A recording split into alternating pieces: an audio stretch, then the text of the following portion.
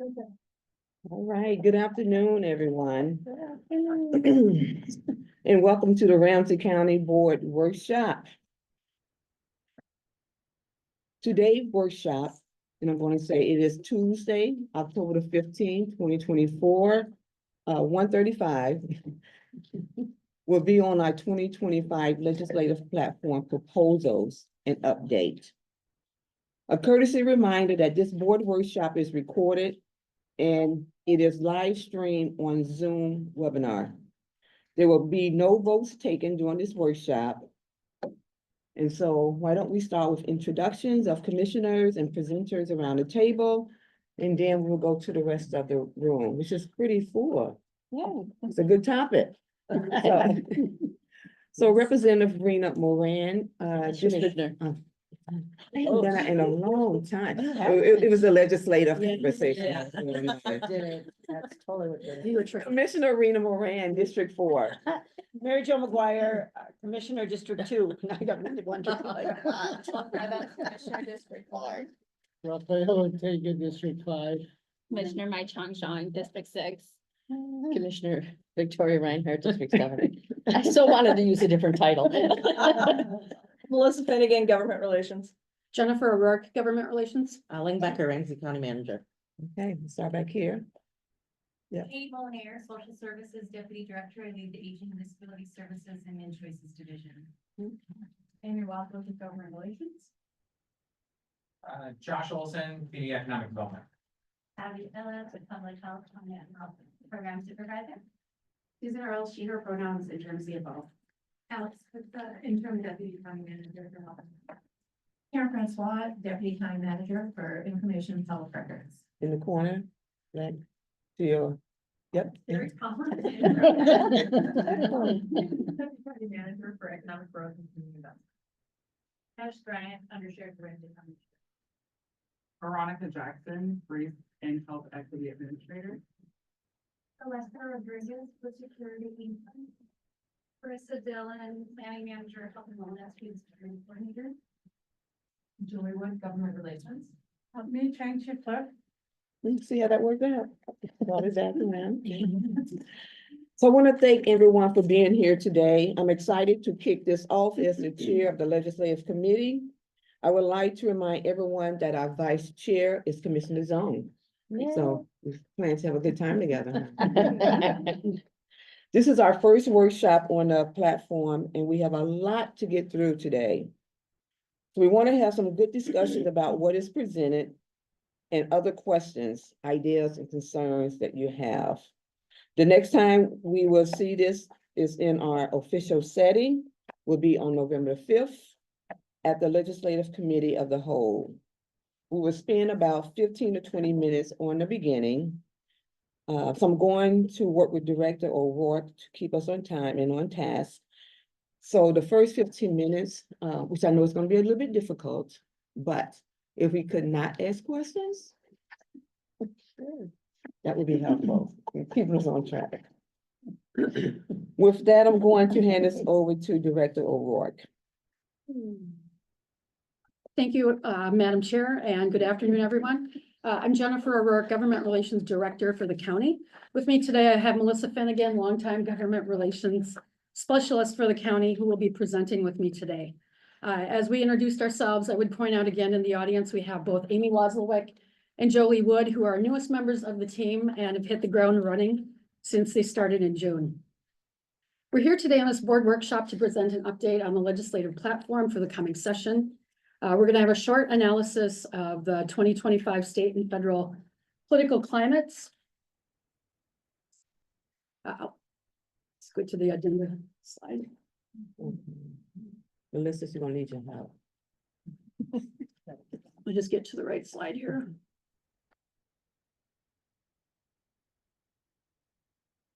Thank you. Like I said, we will do a quick run through of what's going on at the state and federal legislative climate. We'll share the development process that we've taken thus far over the summer and fall. We're going to review a list of proposed legislative platform items like we do most years. And then the most important part of this, just have discussion and take input on items to refine, add, remove, and reprioritize. So I will do my best along with Commissioner Moran to keep us on task as we move through this.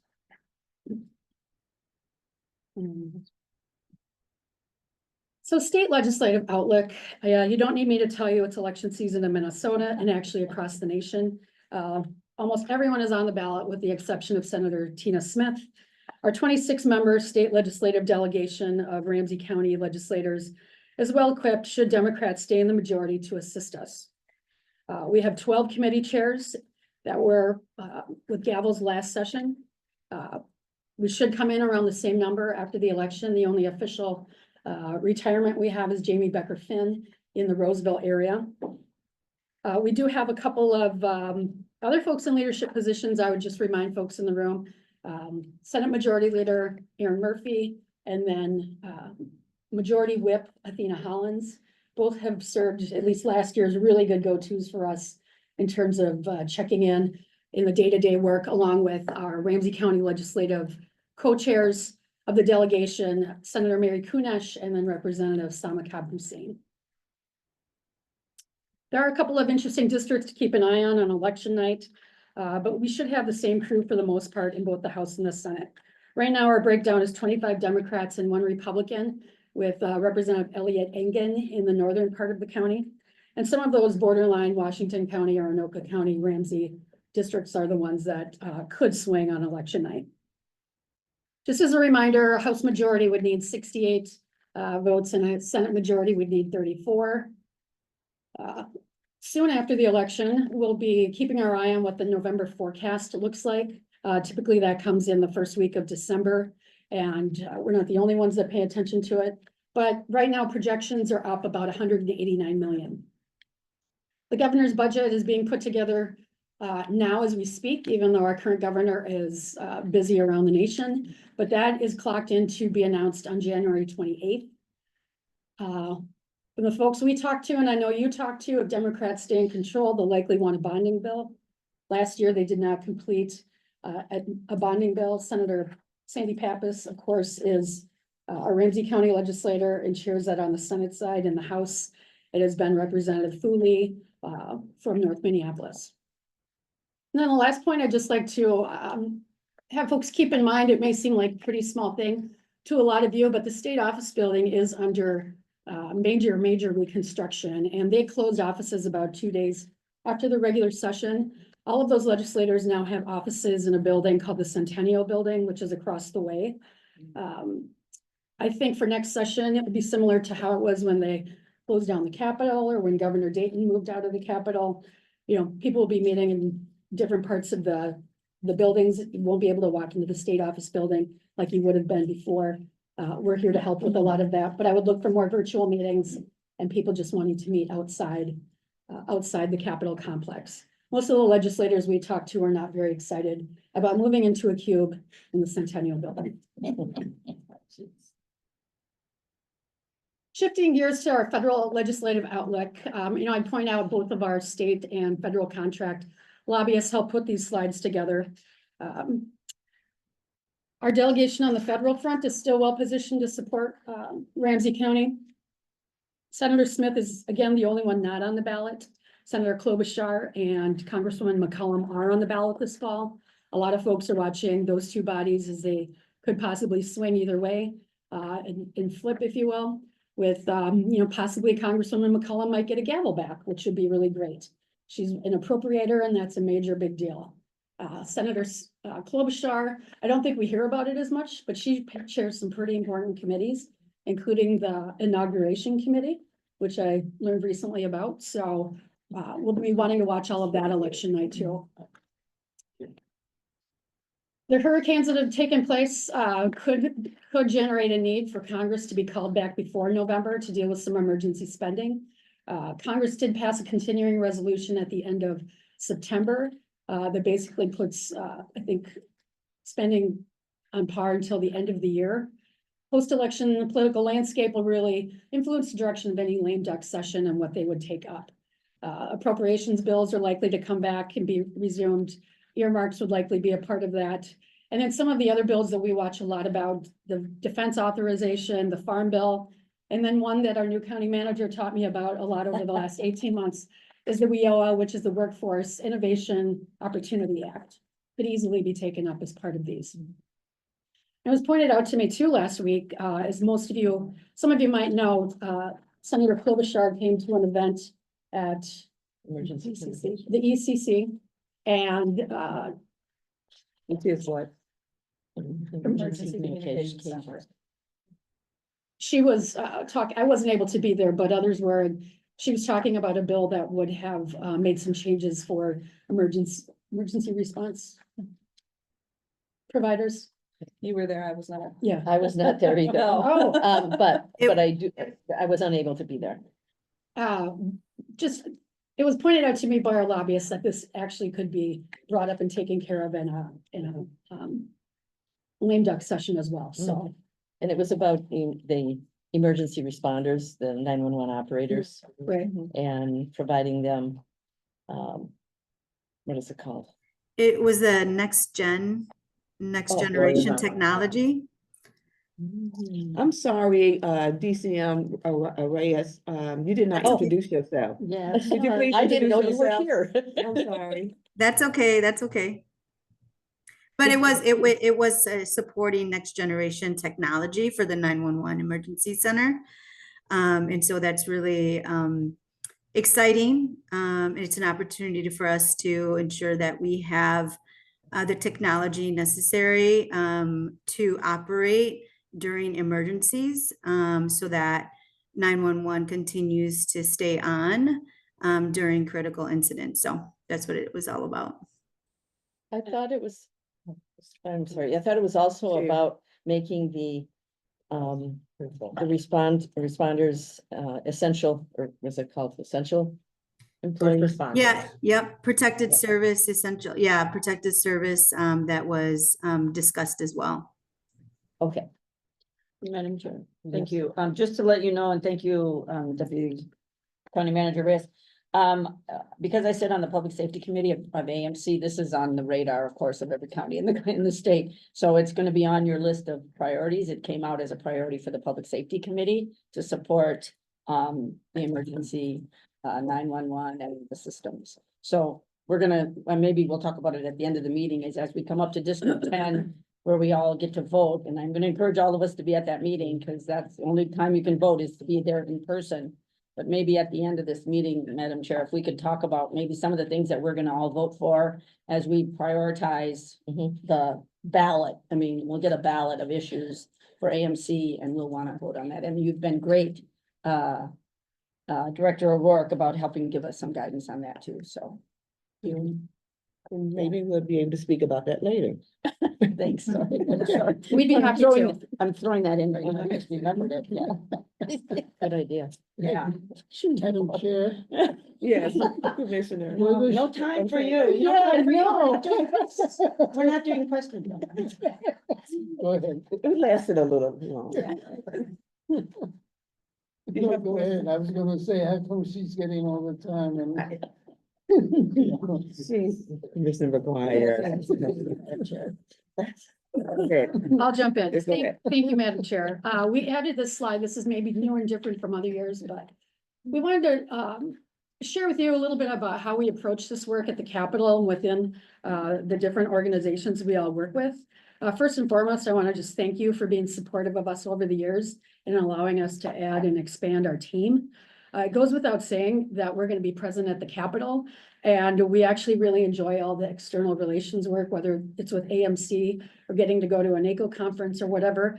We enjoy being in that space and participating on behalf of the county. Ramsey County is a really good and important story to tell, so we all need to keep doing that. But obviously there's other groups those happen with, whether it's a downtown group or the chamber, labor, and being out in your districts when you want us to be, getting to know your projects and your communities better. We'll skip over the word that I used on there after Commissioner McGuire's deal this morning, but we work with all partners. Oh, yes. thank So I you. would also hope that we can remember that those, the community members can tell some powerful stories that can help us along the way. So we need to be inclusive of that piece too. Thank you for your. Right now, we right now, during the legislative session, we put out a weekly newsletter, email update every Sunday or Monday morning. Melissa hosts what I call the Melissa's Monday morning legislative update, which has been a really popular thing for post-COVID now, with just having a virtual half-hour time that a lot of staff jump in on and get a taste. Really, it's going through what happened last week, what's upcoming this week, whether we're testifying and whatnot. It's just been a really good safe space, if you will, for them to ask questions about a particular piece of legislation or maybe feed information back to us. And Jennifer, can you talk about your expanded team, who that includes? I would, thank you, Commissioner.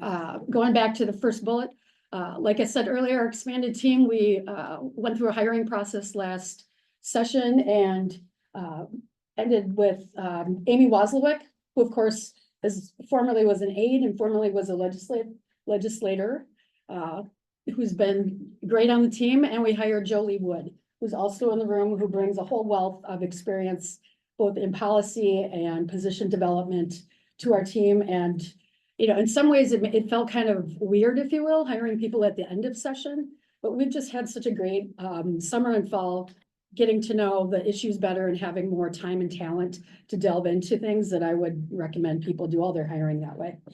So anything else you'd like to hear on that, Commissioner? I know, can I ask one? Yes. Just, is there gonna, have you figured out or decided, is there gonna be a delineation of subject areas with the four of you, or are we just go to you? I mean, I kind of know that we go to you for HHS. I mean, maybe you could be, if there's a delineation. Absolutely, Commissioner McGuire, to make it as easy as possible for people, we've actually broken out the work based on service teams. So most service teams get 2 government relations brains dedicated to them. So Amy and I are covering the health and wellness service team and the safety and justice service team. And that leaves Jen and Jolie for EGCI, IPR, and then strategic team gets Jen. Somehow I ended up with, Yes. somehow I ended up with that, but it's, you know, it feels like it's worked out really well that way with us. Because there's a lot of issues the county covers as you all know, and not only here, but also at the Capitol. It's worked out really well, I think, thus far. And I have one more question about that. Will we have like a hard copy of who is gonna be covering what service team, just so that we as commissioners can just have that clarity on that? Yeah, thank you for that. We have versions of that I'm sure we could make a little nicer and Mhm. share that with you later this week.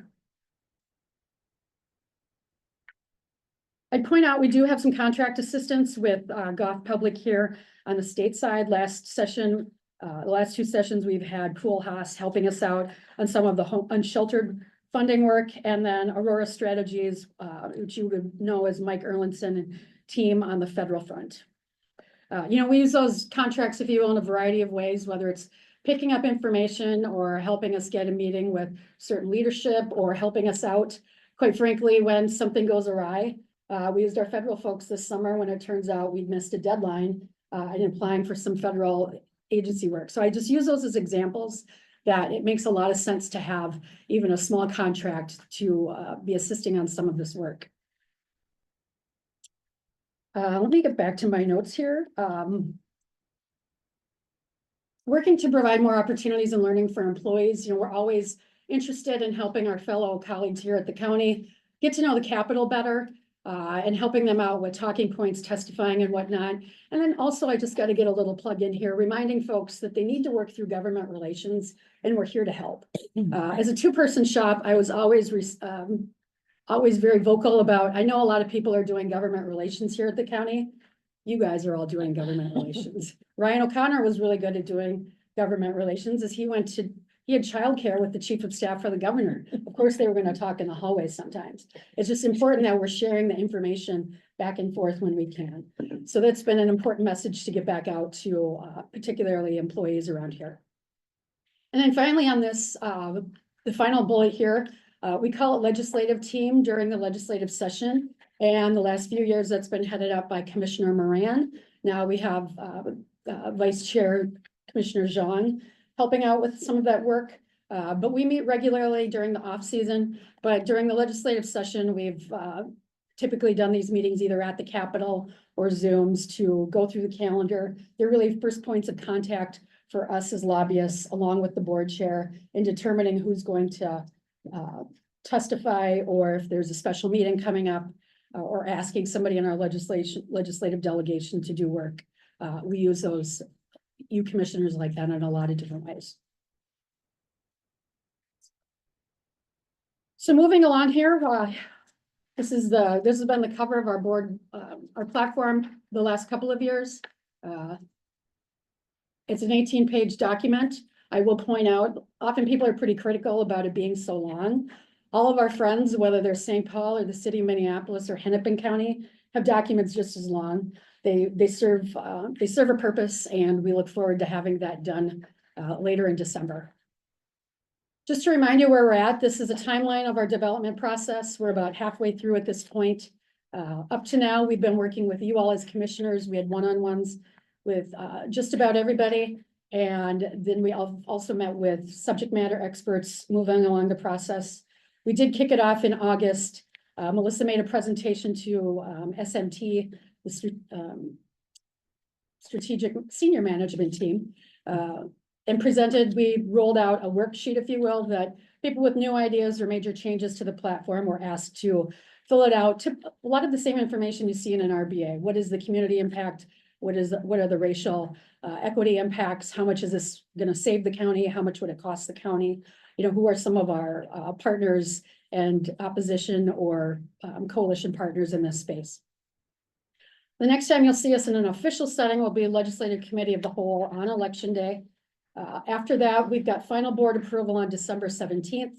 Under Commissioner Moran's direction, she's been great about pushing us to get our priorities and whatnot done earlier and earlier. While we can't necessarily move all that paperwork through the board process as quickly as we'd like to always, we have added a delegation meeting that I'm extra excited about, likely on December 2nd, I think at 11 o'clock in the morning. Amy Wasilwick set that up for us.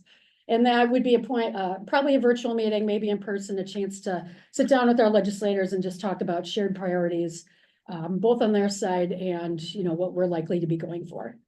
Then most likely in early January, because there's a January 14th session start, we'd likely have that official, probably meeting at the Capitol. We may have new delegation chairs by then, we may not, just a lot of those kind of details to work through.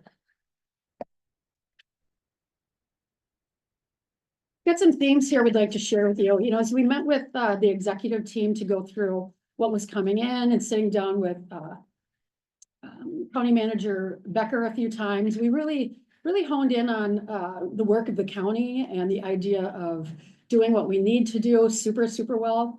We came up with a term, just at least for now, that we put on this slide called operational excellence. And it's the idea of focusing and making sure we're messaging that at the Capitol about having strong existing programs and functions and making sure that any new opportunities align with countywide strategic priorities.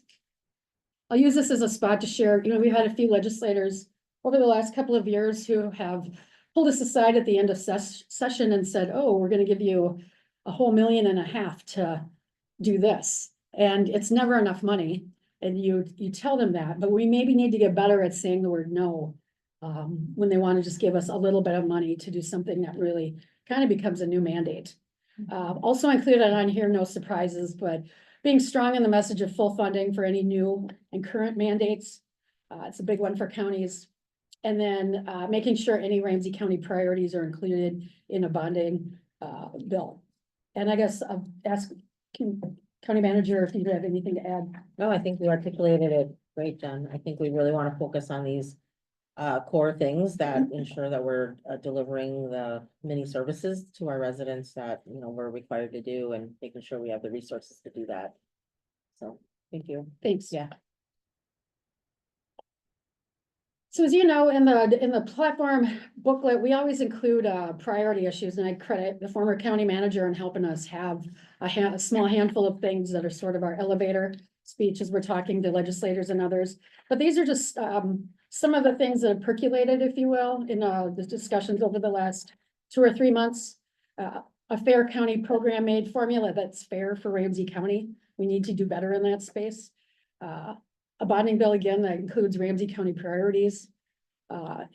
This is a longer one to talk about, but it's kind of, do you want to jump in here? Yeah, so this is encapsulating a number of things, but really looking at ensuring that we have funding and support for those sort of critical community basic needs and well-being. And that includes, but is obviously not limited to, addressing homelessness, as well as funding and support for the African American Family Preservation Act implementation.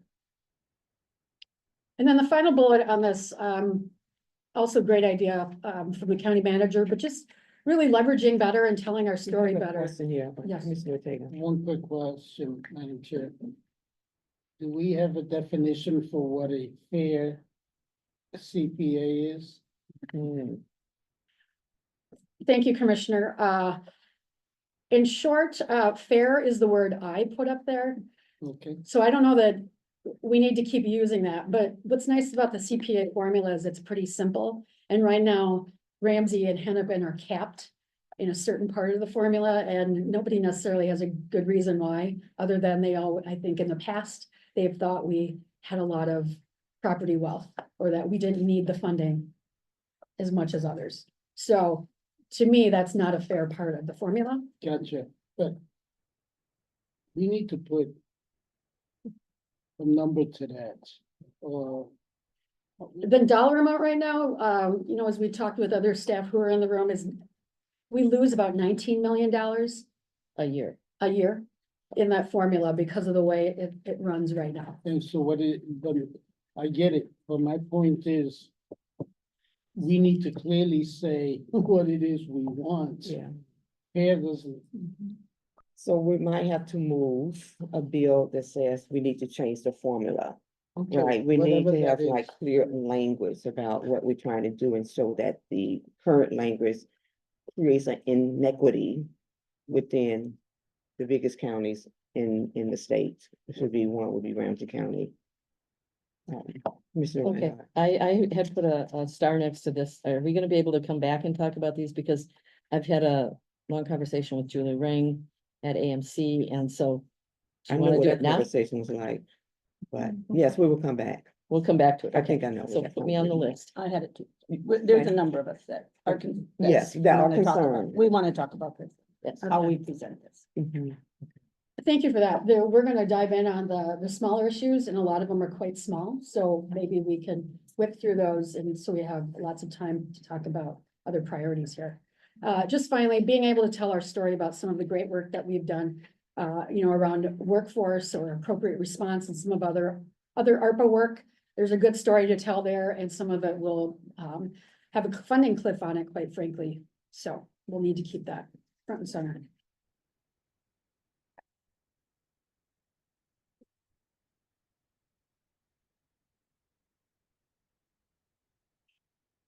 So now we move into proposals that have come through. We've broken this work up by service teams. So I'm going to take economic growth and community investment. On the far left, you see just some categories that help to sort of group these together. But under affordable housing, we'll likely be adding new language to our platform. It's quite technical, and it's a federal piece that makes it a little bit different. But just classifying certain HUD-funded affordable housing projects that are owned on the private nonprofit side as private infrastructure under Build America, Buy America, so that local governments have less tracking to do in terms of construction materials. Under workforce, we have a couple of things here, but two of them, I'll work kind of backwards. The two that are pursue items deal with tech squad funding, and then training stipends and other supports that relate to TANF and WIOA. As you know, Chair Jay Zhang has been the chair of the workforce committee at the state capitol, knock on wood and all of the things. I would guess he stays in that space if they come back in the majority. He's been pretty good for us to work with in terms of being approachable or on some of these things, and a place that he's put money towards Ramsey County before, so we're still in that relationship space. I would hope we could pursue those. Working up backwards, this is an interesting one, dealing with TANF funded programs and widening the eligibility for this in terms of the federal poverty guideline to 200%. We're kind of in the process of figuring out what our other county partners might think about this. I've heard from reliable sources, they often have extra TANF dollars at DHS. So this would be a way to help make those dollars go further, I think. Commissioner, there's a question at the end of the table. Okay, yes. Can I just ask, on this one, is there a proposal out there? And when they say TANF funded programs, is that any funding that uses TANF dollars? Like childcare assistance uses TANF dollars because they're transferred to the Child Care Development Fund, but there's also limitations on CCDF that might conflict. I'll phone a friend if I can. Yeah, I think they were talking about MFIP. So just. Yeah, I that- think that- maybe we'll have that's some the only- clarity there, yeah. And I think it might be a good idea to really pull in Commissioner Feather on that conversation, who has the expertise in that area. Great. As we're, and Yes. as we're talking about all of these, I would love another column that just says, is it us going alone on these? I mean, we may lead on it, but do we have allies in these issues? Like, who are we, because there's a lot of state association, in a lot of these areas, and it's helpful if we have allies in some of these areas. So I'd be curious if we're doing it alone or if we're doing it with others. So that'd be great. Thanks. Thank you for that input, Commissioner.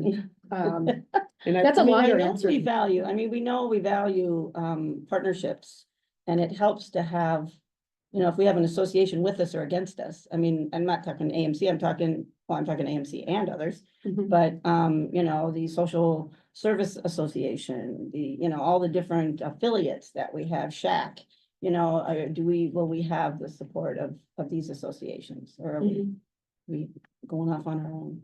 Thanks. And I think as we go through this too, I think it might be good to add another column. If there's gonna be a commissioner who's gonna be like the lead person on it. Absolutely. One of the parts of working with all of you, and I think we do better than the other counties, is I've always felt like everyone had a lane in terms of their issue expertise and whatnot. And, we had every single one of you at the Capitol, including Chair Martinson, to testify on different things. And I think that's a really great story and use of everyone's skills. Moving on, housing stability. Obviously, these have to do with our unsheltered work. The first one is really a no-brainer and easy, but staff recommended that we actually include a reference to this super important program called Family Homelessness Prevention Assistance that's housed over at Minnesota Housing. Hopefully the governor has more money in that coming forward for 2025 in his budget, but that's where that work would start. And then the second one, I'll call out as my mistake, even having it on here. Obviously, we as the county has supported Heading Home Ramsey County as a continuum of care the last few years, and we just put that up here. It didn't need to be included because it's not a new position. The last couple on this page, the first one I'll talk about is passenger rail. We've worked closely with staff at the Regional Rail Authority on these.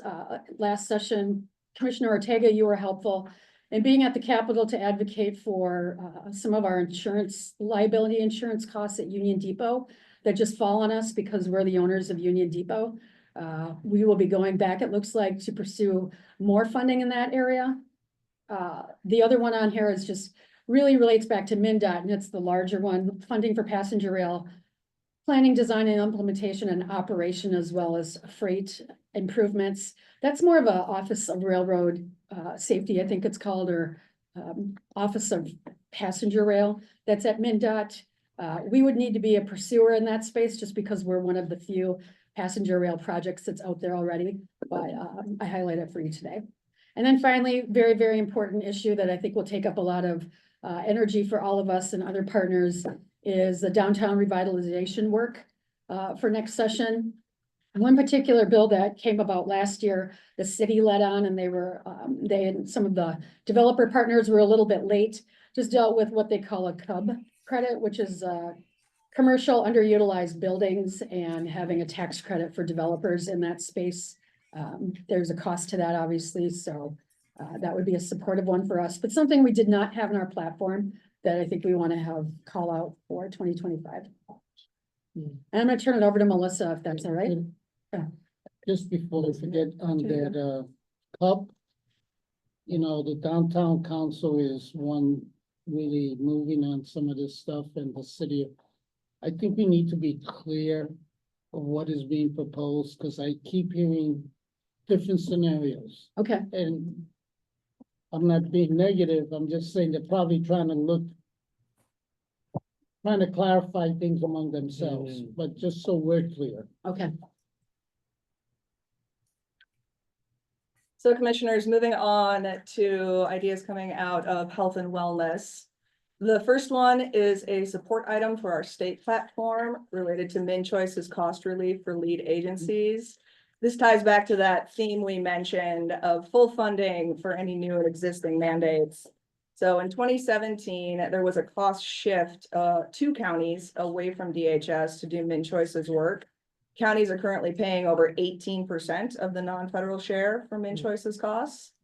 We're working with DHS to find efficiencies, but those efficiencies are not enough to offset the increased demand that there has been for MinChoices. So we are looking and working with MAXA to achieve full funding to counties to do these MinChoices assessments so that we can meet the current and the increased demand for this work and for other home and community-based services.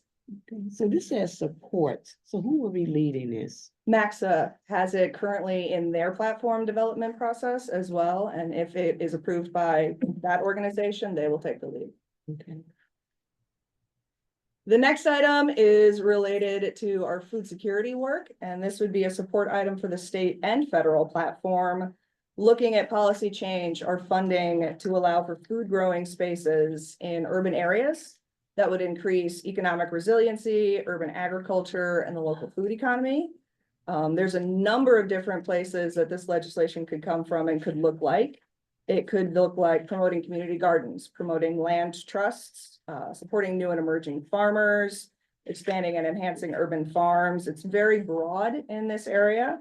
And we know a number of groups are looking at pursuing this legislation to address this need, including the Nature Conservancy, the Good Acre, Climate Land Leaders, the Latino Economic Development Center, the Land Stewardship Project, as well as also MDA and the USDA. So this is a new broad item for us saying we support new food growing spaces.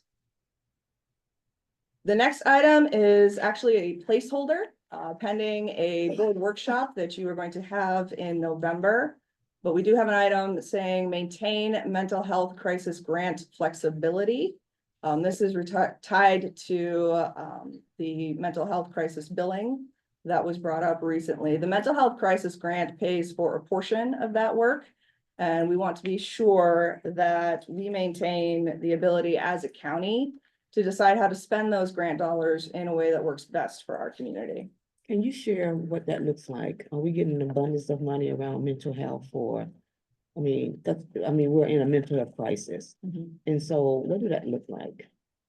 Commissioner Moran, I don't have the dollar amount in front of me. I don't know if DCM Kutza has it in her head either.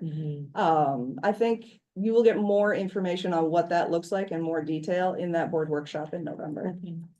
Commissioner Reinhardt. Well, and I think one of the reasons it's on here to maintain it, and we have to have a board workshop or something on this regarding the mental health fees.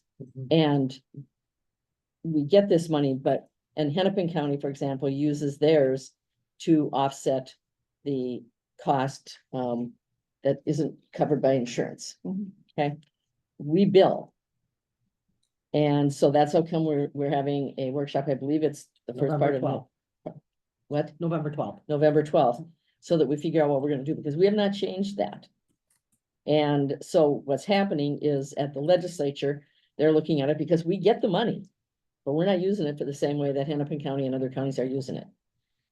So this I think is a real issue, because part of me is like, well, why don't we use it for that? Well, because we're gonna get information that tells us why we're not using it for that. And But- what are we using it for? Well, that's the workshop. all that's I workshop. want to know what are we Yeah. using it for too? And It's in the same area. Okay. It's not that it's not in the same area, but we need to do something. This one, if we go into it with this approach, we're gonna have trouble with it. I think that we have to show that we're being responsible with it, because that's exactly what legislators are gonna say.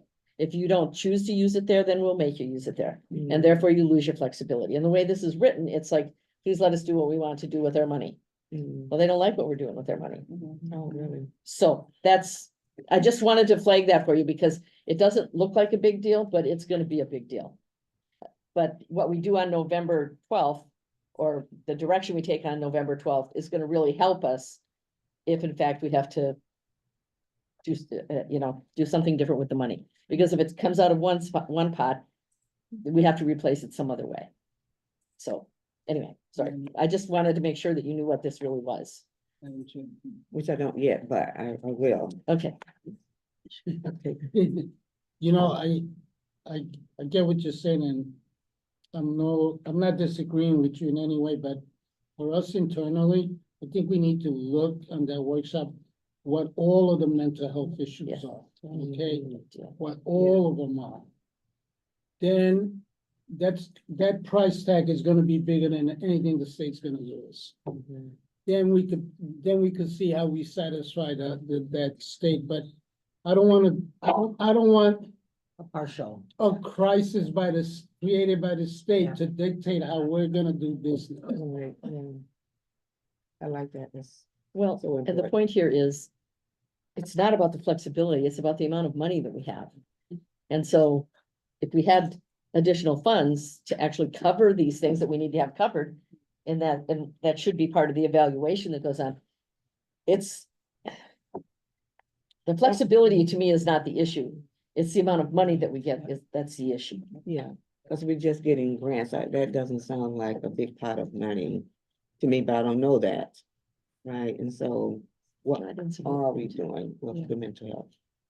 I think November 12th would be a good time Yes. to bring all that forward, and we have a good framework, and I know we've had some other conversations where you asked for some ecosystem overview of mental health, and we'll provide some of that. so. Especially for the whole board. I Yep. think we all gotta be on the same page. Yep. Mhm. Thank you. All right.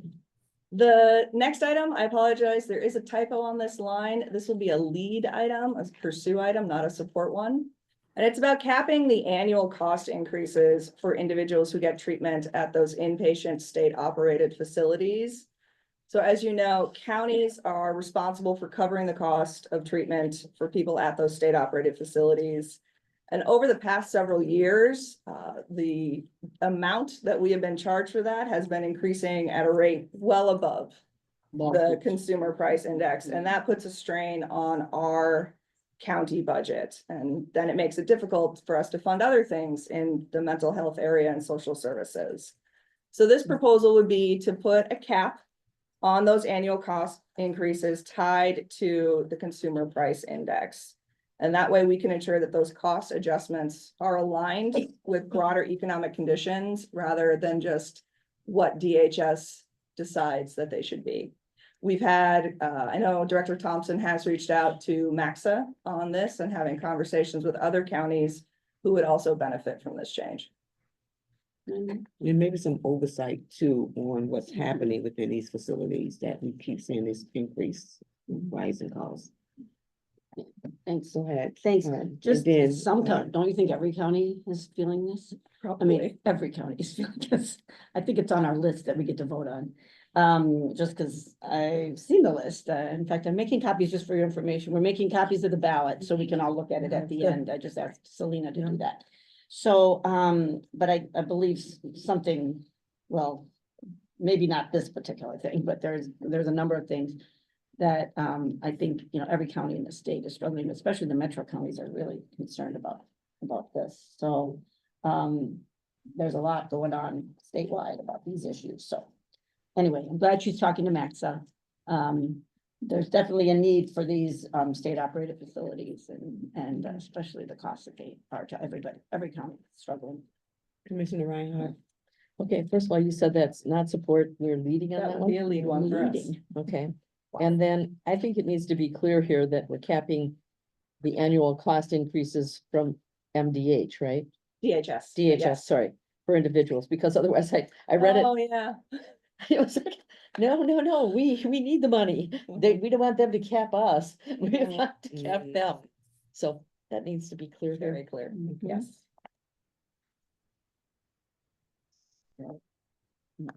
Thank you. The next item is in fact a support item. This one has been around actually for several years, and it's related to foster youth who get or supplemental security income or retirement survivors and disability insurance. Foster Advocates has been pursuing legislation over the past few years that would ensure that those funds for those youth are placed in a trust and held for them to access when they become an adult. Currently in Minnesota, most counties capture those funds and then use those funds to support the cost of the child being in foster care. Ramsey County is an outlier in this. We are the only county that does not capture those funds. There have been extensive conversations on this between MAXA, DHS, and foster advocates over the past few years. There are challenges, including it's not clear across the board. If you took this funding away from the counties that do use it and kept it for the youth, how much of a financial hole that would leave for those other counties? Another difficulty is determining who holds the trusts for these youth and is responsible for ensuring that they are appropriately administered.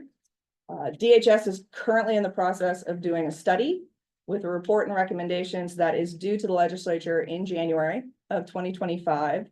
So for us as a support item, this would read that we support legislation that ensures the needs of the youth are met while also maintaining county resources. I'm kind of wondering, where do AMC and where do they stand with this? Because this is will impact counties across this state who depend on those dollars. So are they neutral? Are they supporting this? What? Thank you, Commissioner. I haven't seen this officially on the MAXA, what their language is, but as I said, they've been in conversations. They're very conscious about the need to maintain those county budgets in the foster care system. That is actually traditionally an underfunded part of county work. So they're very conscious and waiting for this DHS study to show if we're going to pivot these funds and hold them in trust for youth, then Max has been very adamant, the state needs to backfill that money so that counties remain whole and are able to have a fully funded foster care system. And just, Madam Chair, because I've been a part of a lot of these discussions, every county in the country, in the state, in the country, you know, has an out-of-home placement costs that are just skyrocketing. Like every county, it's just one of the highest rate. I don't know, we could get confirmation, but I think it's just one of the highest budget items that we all have. I think Ramsey County is doing a really good job of trying to keep that down lower because we're taking a lot of measures. I think every county is looking for those measures, but I think, you know, out-of-home placement like this in foster care is expensive for every county. And I think everybody's looking for it. So I'm surprised it's actually not like a top item on Maxa's thing, but I'm sure that all these associations would support us taking the lead because then we get to do all the work. But I think it'd be good for us to get these associations to actually be partners with us. And then, you know, they've got, you know, that way we can get statewide resources into these efforts. So, I mean, I think we can, and we'll have a conversation after this, I guess, about, you know, how do we take the lead? How do we support? How do we work with our associations to get, you know, the things that we all know we need. So thank you. Well, that's an interesting conversation because I would think whether we lead or support it, it can be a little tension with Maxim who was not supporting this unless they get a backfill. And if Ramsey County decided to take this lead, you know, we'll be going against the grain of what they are, what they want to see happen. So I think it's something for us to watch. Madam Chair. Yes. Yeah, I just want to add that I'm glad that this is on our radar and that we are supporting it. And I think at another point, we have to consider whether we support or lead in this space, especially if we want to center residents first. And this also comes to a piece about healthcare, homelessness, unsheltered. That's eventually where they end up. And so it's a matter of like when and where we pay for this. Right. So I think that needs to be centered and focused in the conversation. Yeah, so so eventually we should decide whether we support or lead, depending on where folks are after that report. And I would say that the good news is that we don't do this, right? Ramsey County don't, but we have all the other, how many, 86 counties? 86. who are depending on these dollars. So that's where some tension could come from, us trying to tell them and supporting it. It's kind of like the African American Family Preservation Act, right? It's the same type of tension. Yes. The final one on this slide is another one of those broad ones for both the state and the federal platform support for initiatives focused on the mental and physical health impacts of climate change. As you all know, climate change can impact Ramsey County residents in a number of ways, from cardiovascular and respiratory stress during extreme heat to increased anxiety and depression after extreme storms.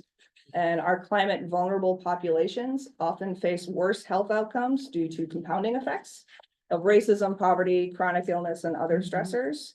So we would support anything that increases resources, particularly to these communities, to avoid and limit the negative physical and health impacts of climate change. Some examples of what this could look like would be more funding for mental health services during and after a crisis, more support for cooling spaces during extreme heat events, legislation that stabilizes access to or increases the climate adaptivity of housing, or funding for climate data monitoring to increase the accuracy of hazard forecasts. And all of this ties back to the work of our Climate Equity Action Plan. Madam Chair. Yes, Commissioner Zone. Melissa, could this also include like tree canopy as a part of those resources? I'm sorry, I didn't hear. Oh, if tree canopy or tree Yes. infrastructure? Yes. Okay, yeah, I just wanted to share a little bit, Hennepin County. In their public works plan, they identified the heat spots. And did a partnership with MnDOT to plant trees along their right of way. So that's just an example of where I'm headed with this. Yeah. Commissioner Reinhardt. And I think, and I know that when you put these into the book, you do give examples and you give, the full extent of what is it you're asking for, because oftentimes we have really good ideas and we want them to fund it, but they think it's a really good idea, but they don't fund it. And so we need to make we need to make them understand how important it is and how important it is that they fund it and not a dime on a dollar. Because that gets back to yes, I mean, I remember being at the Capitol and person who ended up becoming a commissioner in another county.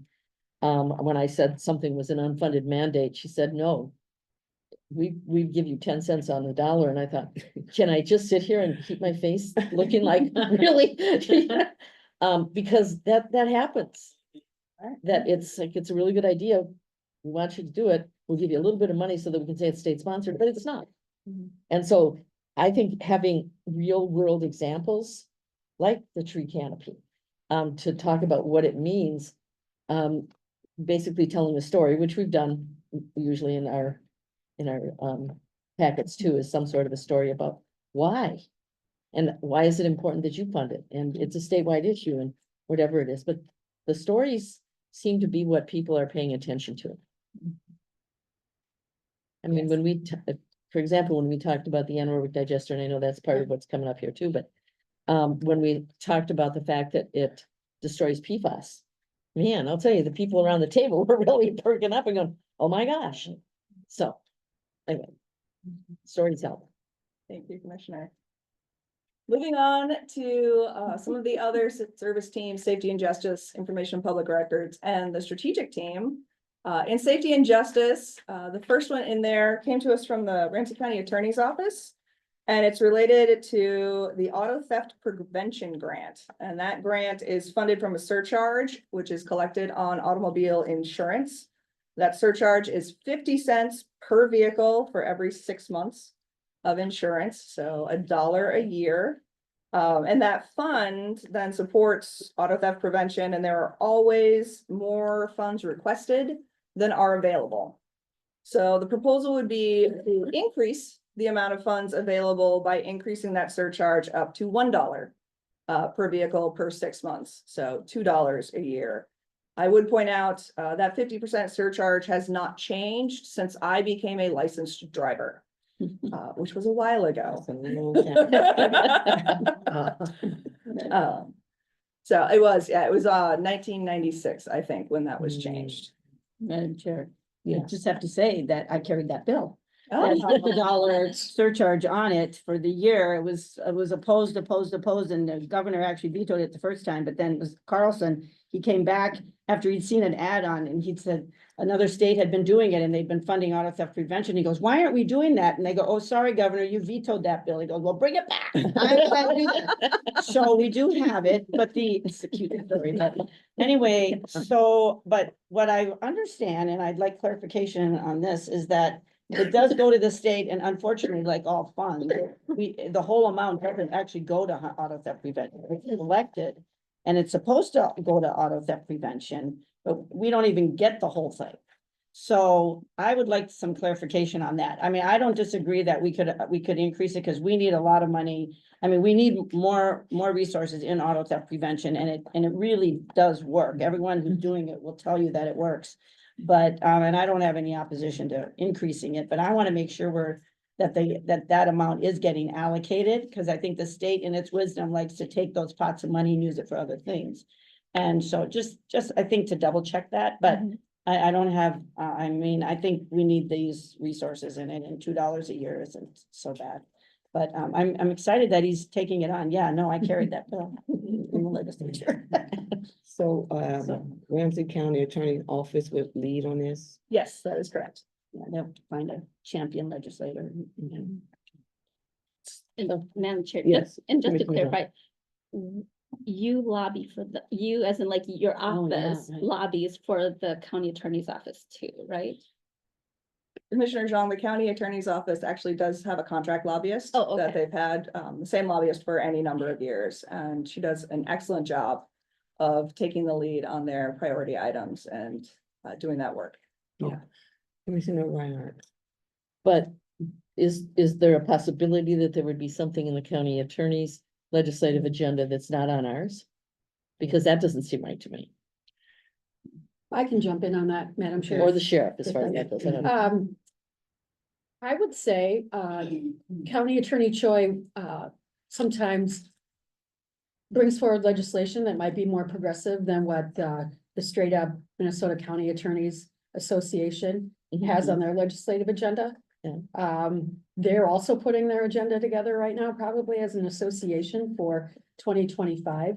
So, County Attorney Choi has sometimes had his own one or two pieces of legislation out there that aren't necessarily part of the county attorney's platform. Does that make But sense? I mean, our platform, Ramsey County. Oh. I mean, I would hate to think that you could have something that the Ramsey County Attorney's Office would be lobbying on, and we'd have, as a county, have a different position. Right, and I don't think we've ever had anything that deviated, most every year that we've been doing this, we work with them to put things into the platform. Okay, And so he brings things forward, which is great, right, and then we adopt him in our platform, and so. Okay, I just want to make sure that we're communicating with each Yeah, other. yeah. I do know the Ramsey County Attorney Office does a really good job of lobbying. You know, John Choi has no problem showing up and advocating for what we want impersonally, along with Erica and whoever else they need. So I'm thinking, but they're leading on this, and is this more like a FYI for us? Or is, something that we need to spend space time thinking about, or, watching, or are we gonna let them do what they do? And so does it need to be here? Is it more like a FYI for us? I would say it needs to be in our platform, Yeah. Madam Chair. Everyone. I'm a white person. All of these Because supports. he's all over Ramsey County as well, and we wouldn't, that's what I was concerned about, was that it wouldn't be in our platform and he'd be doing something. That we weren't supporting. Now, that doesn't, it's, by doing it this way, at least we have kind of joint ownership, even though we don't have to spend as much lobbying time on it. Okay. I think they need to be aligned. No, I'm not saying we don't need to be aligned. I'm just like, do we need to spend time thinking about it? If it's there, to me, it's like, but I get it, it's a partnership, I get that part, it's a partnership. We are over the county, we do their budget, you know, so that's a real piece of what we do, along with the sheriff office too, you know, so it was just a question. I'm not It saying is we kind should of or an shouldn't, FYI it's just a though, as we question. go forward in a session, you know, say, okay. County attorney's office is up doing this, and if he needs one of us, Mhm. he'll ask us. Mhm. But you don't spend a lot of time on their individual items. That's so, I mean, I wonder if in the platform, we don't denote it with something like an asterisk or something, the elected offices, just to call out that it's not. You know, directly, I mean, they're kind of an adjacent office, right? I mean, or would you not agree? I mean, it's part of the county. He's an elected official, that's separate, but our policies better be the same. yeah. that's okay. So I think what you're saying though is that it can be in the platform, Yeah. but it really is kind of as an FYI. We are not expending time on it, but we support it. Right, because it aligns with everything else we have here to say that we are pursuing it, but it's not the we is the we is the Right. Ramsey County Attorney's Office. So maybe an asterisk or something at the bottom that, you know, reiterate what we mean by pursue here, and who would be doing the pursuing. Like, are they finding the author for the bill Yes. themselves? Yeah, they do Okay, all- so Okay, so different. it's a little different than our person. Mhm. Well, and again, I don't know that I would want an asterisk with it because we want to make sure that the legislators know that you've got the full support of not just the county attorney's office, but Ramsey County as our commissioners and having it in our platform. If he has a separate platform that goes forward, I don't know that he does, but if he does, that's great. But it better be in ours too. Okay, Okay, okay. good direction. Yeah. Madam Chair, I think it goes to the column that I've asked for, which is that, who are we either supporting or pursuing, you know, who, Okay, there's a column that's supported by, you know, Maxa, whatever, or pursuing by county attorney, you know, I think it could go in that column that states who's pursuing it or who's supporting it. And I actually, on that, like, when we're supporting, I'd like to know who is pursuing it, like, is it Maxa, is it this? On that fourth column that I'd like to see, because we have a lot of support items here, Mhm. you know, that we're not gonna take a lot of, and Mhm. we're not gonna expend a lot of time on, but I'm curious, like, who is taking the lead, and it Yeah. could be the county attorney or someone, and I think it also falls in our great statement at the end of our platform that says, we support everything in this and on all of our affiliate Right. platforms unless we don't. Mhm. So, I mean, if the county attorneys have a budget platform that we don't support, we have to call it out. Mhm. But we'll have a lot of support for platforms. Commissioner Reinhardt. So does pursue mean lead? Yes. yes. Okay, because you referred to lead and I'm like, what? I don't even, okay. So I get what you're saying there. Right. We are supporting it as part of what the county attorney will be pursuing. Mhm, you're right. Sure. Okay, Yeah, so. that's where I was We getting have to confused do because support, like, well, yeah. Yeah. And Madam Chair and others, if I could just say, we can easily add that extra information, if you will, to this, to these grids that you see Mhm. before you. Mhm. That wouldn't necessarily show up in our platform, but we'll make sure this is updated and sent around to your offices and shared with whoever is appropriate. Okay, Thank you for that, Aaron. That's a good, we can go ahead. thank you. The next two items are also coming from the county attorney's office of things they would like to pursue. These are related to child support. The first one is clarifying the income reporting requirements. As in Minnesota, all employers must report the hires of new W-2 employees to the Department of Human Services. That allows for the effective collection of child support, sometimes through payroll withholding. However, as you are probably very aware, over the past decade, there's been a substantial increase in non-traditional employees, those 1099 independent contractors. So this would expand that reporting requirement to include those contractors so that their child support payments can also be collected if necessary. And then the other one is technical. It's authority to stop the redirection of child support. This would modify the child support statute that would allow counties the administrative authority to stop a redirection of support if it's in the best interest of the child to stop that redirection. By making this just a county authority, it's going to make the whole system a little bit more efficient. Currently, we can do this. We just have to go through the court process to do it. And the county attorney's office has said that they expect broad support from other counties of just bypassing that court process and giving counties this authority. Mhm. Rena, Yes, Commissioner. Tate. what do you mean by redirection? I was like, So in this particular case, if a parent is receiving child support and there's, it's a 60-40 split or something, and understanding to redirect that amount, and the county says, this redirection is not in the best interest of the child. We want to actually stop that redirection. They currently have to go to court to do that. Whereas if we gave just the county experts the authority, they could stop that redirection. That is the extent of my knowledge on that topic. Okay.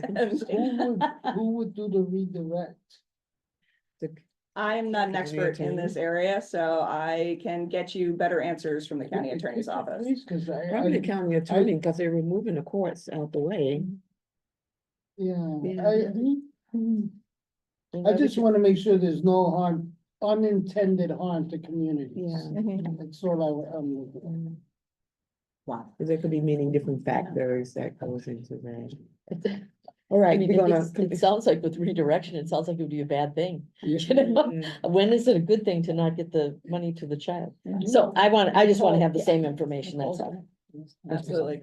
All right, Nicole. was there a question? Oh, Nicole, This yeah. doesn't have anything to do Oh. with. Redirect? Well, no, the redirect, does that have anything to do with proposing to stop mandating child support cooperation, or is no one putting that forward? I have not heard that brought forward. You think someone's trying to? I think someone should mandate that we've talked about this multiple times, that in order to be eligible for a public assistance program, you have to cooperate with child support. right. yeah, I And heard that the other- means many I heard families don't even apply because they are too afraid. Right.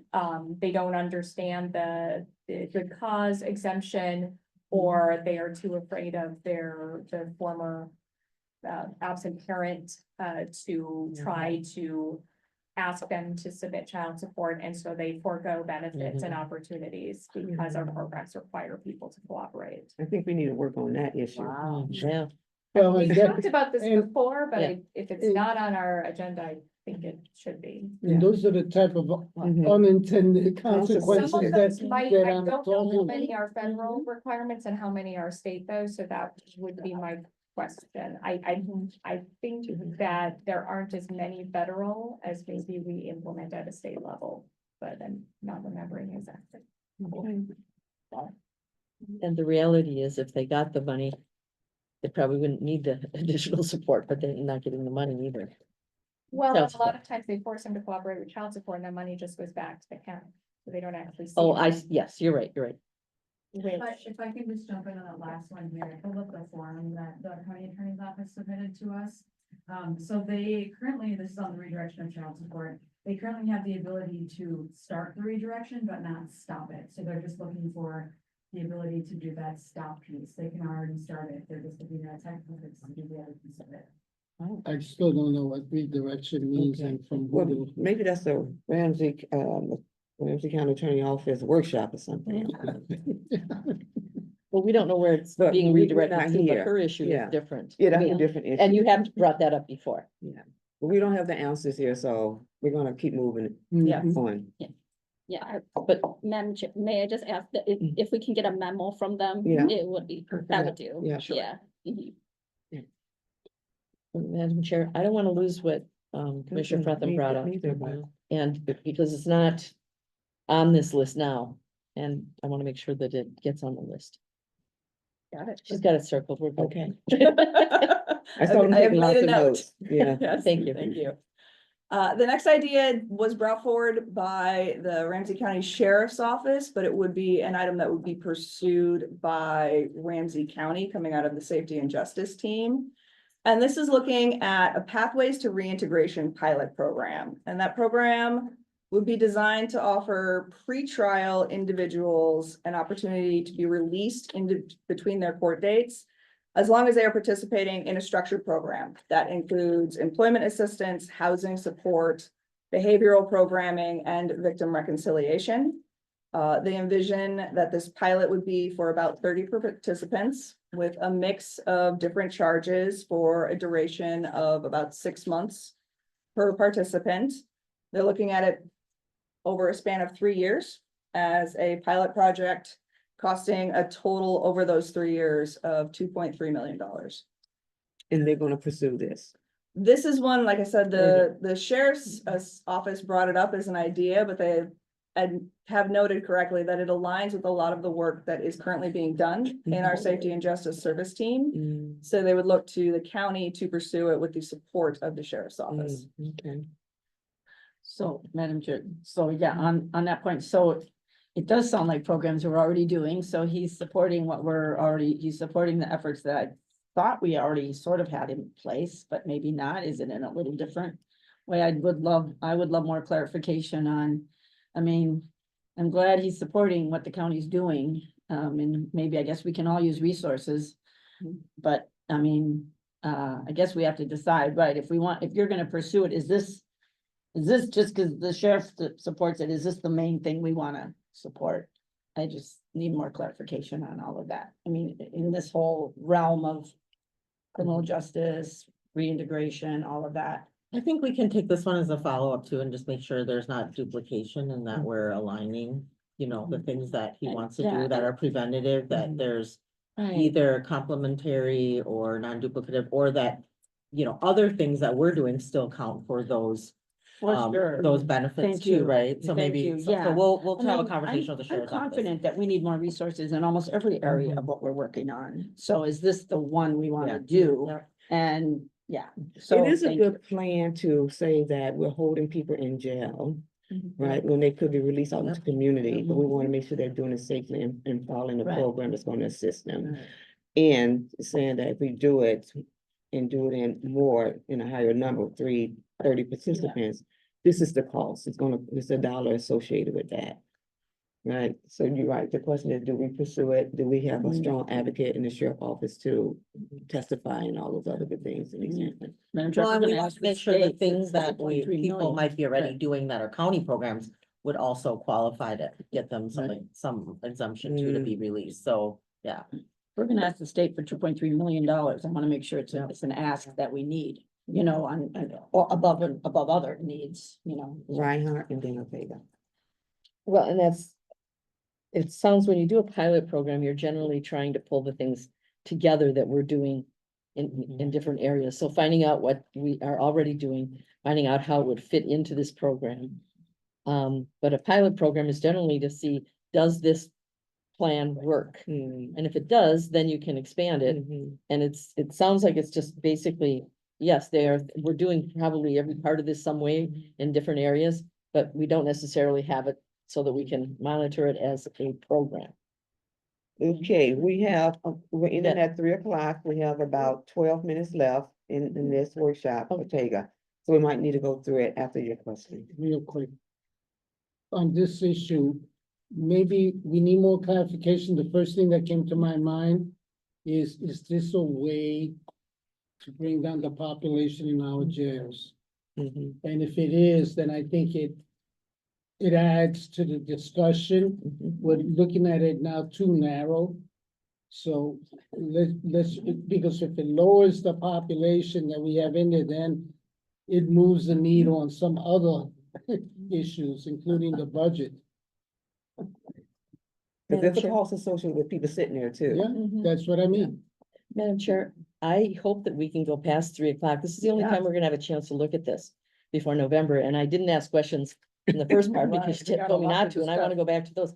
I Yeah. can't imagine that we will get through this to a point where we can have them bring it back to us on November 5th. I agree, So, we have to do another workshop. Madam Chair, how long do you think we should keep going, or do you wanna put a time on it? or- No, I wanna keep going, and, well, I just don't wanna stop at 3. Okay, That's all I I'm just can. gonna, I have Okay. a doctor's appointment, so I. okay, cause we're not gonna vote on anything today. No, We're but- just getting But we're information. telling them what to put Yeah. into the platform for us Right. to vote on. Okay. I will be ready at 3 Look, to we support it. we can do this. Yeah, okay. Unless we have another time to do a workshop. I mean, No, let's Let's do it. see what we Yeah, can I do. will speed up, Madam Chair. Okay. The next item has been around for a year related to local control for weapons in government buildings. This would be supporting legislation brought forward by the city of St. Paul that would give city and counties the ability to set their own policies regarding weapons on their property. Current law gives that authority to businesses and churches, but not to government buildings. And coming out of information and public records, because that is where public health currently sits. This is an item for our federal platform, working with the EPA to clarify their PFAS regulations to make it clear that certain waste processing facilities like our R&E center or waste to energy facilities should not be liable for the PFAS related impacts resulting from the processing of that waste, because we are what is known as passive receivers. We have no control over the level of PFAS contaminated material that comes into our facilities and should not be held liable for that. And then I'm gonna pass it back to Director O'Rourke. Wait, just a second. Oh, yeah. Did the recent, PUC have any impact on that? No. I didn't, okay. Okay.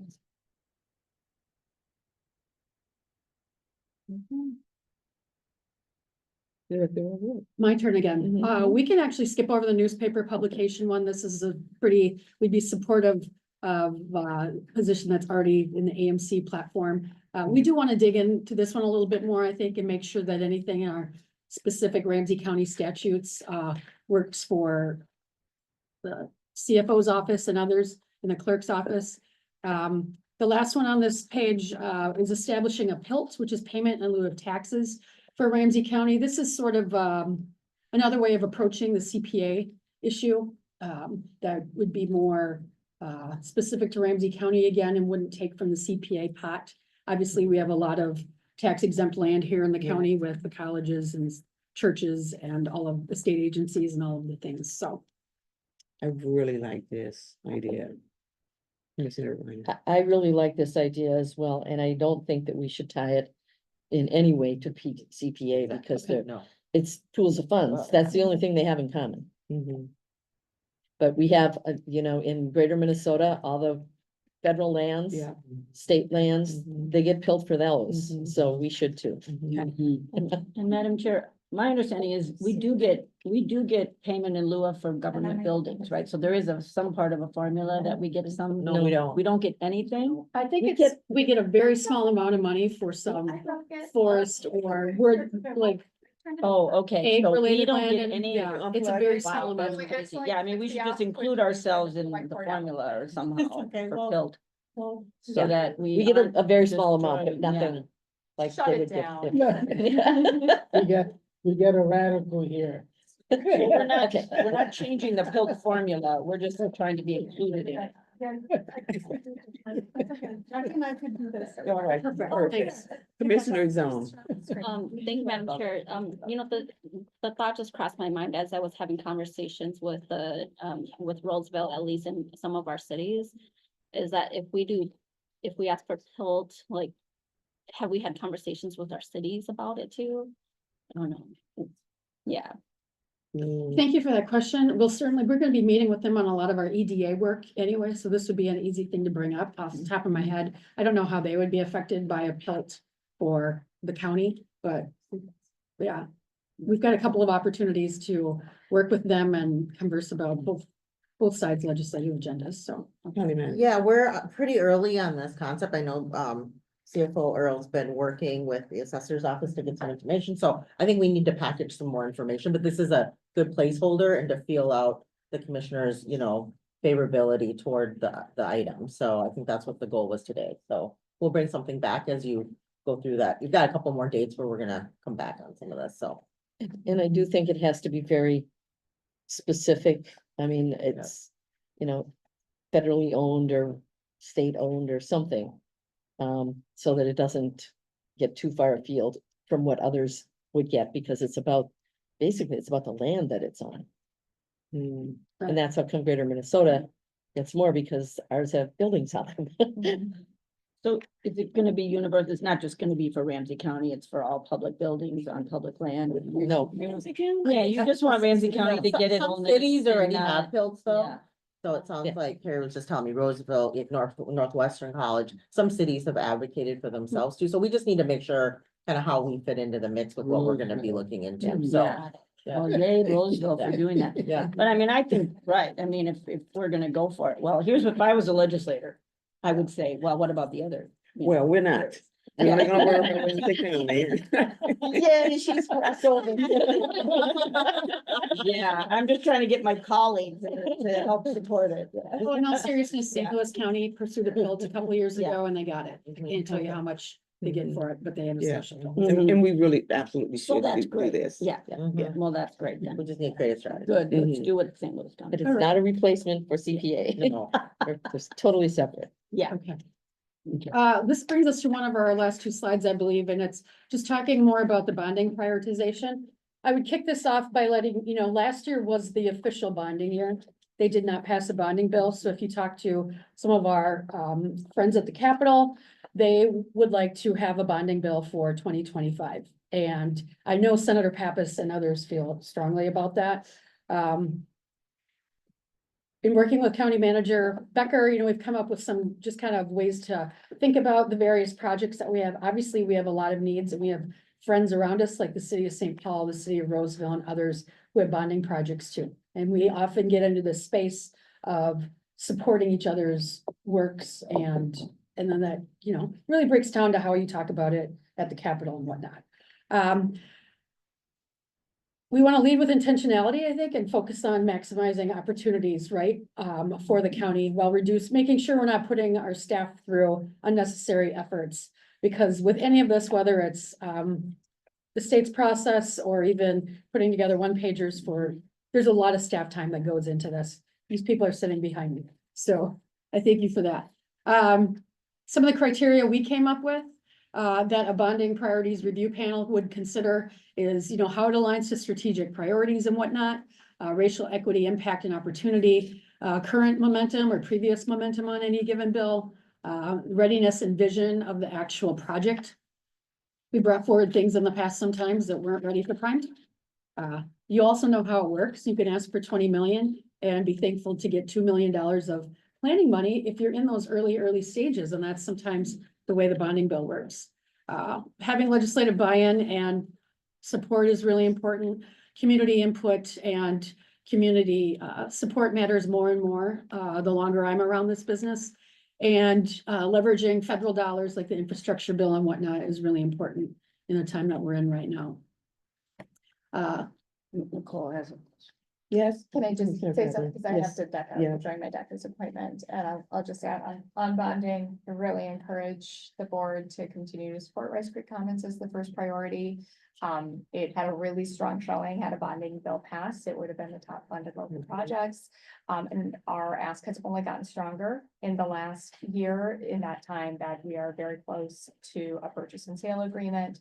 We have moved forward with a goal of platinum lead communities for the community, and just reviewed a proposal that would make it a very carbon friendly community with very low greenhouse gases, and we think it's feasible. So it's gotten stronger. We've got good messaging. It resonated well, and I think it would do well. And this project is getting very close to being ready to move. The Spine Road design is in progress.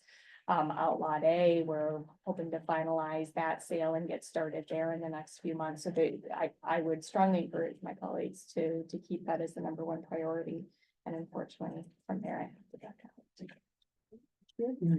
Commissioner Taylor. Tags along with the conversation in Nicole's, which I stated this morning at the board meeting, and that is, we had the Science Museum with a big ask this year. We have the arena with a huge ask.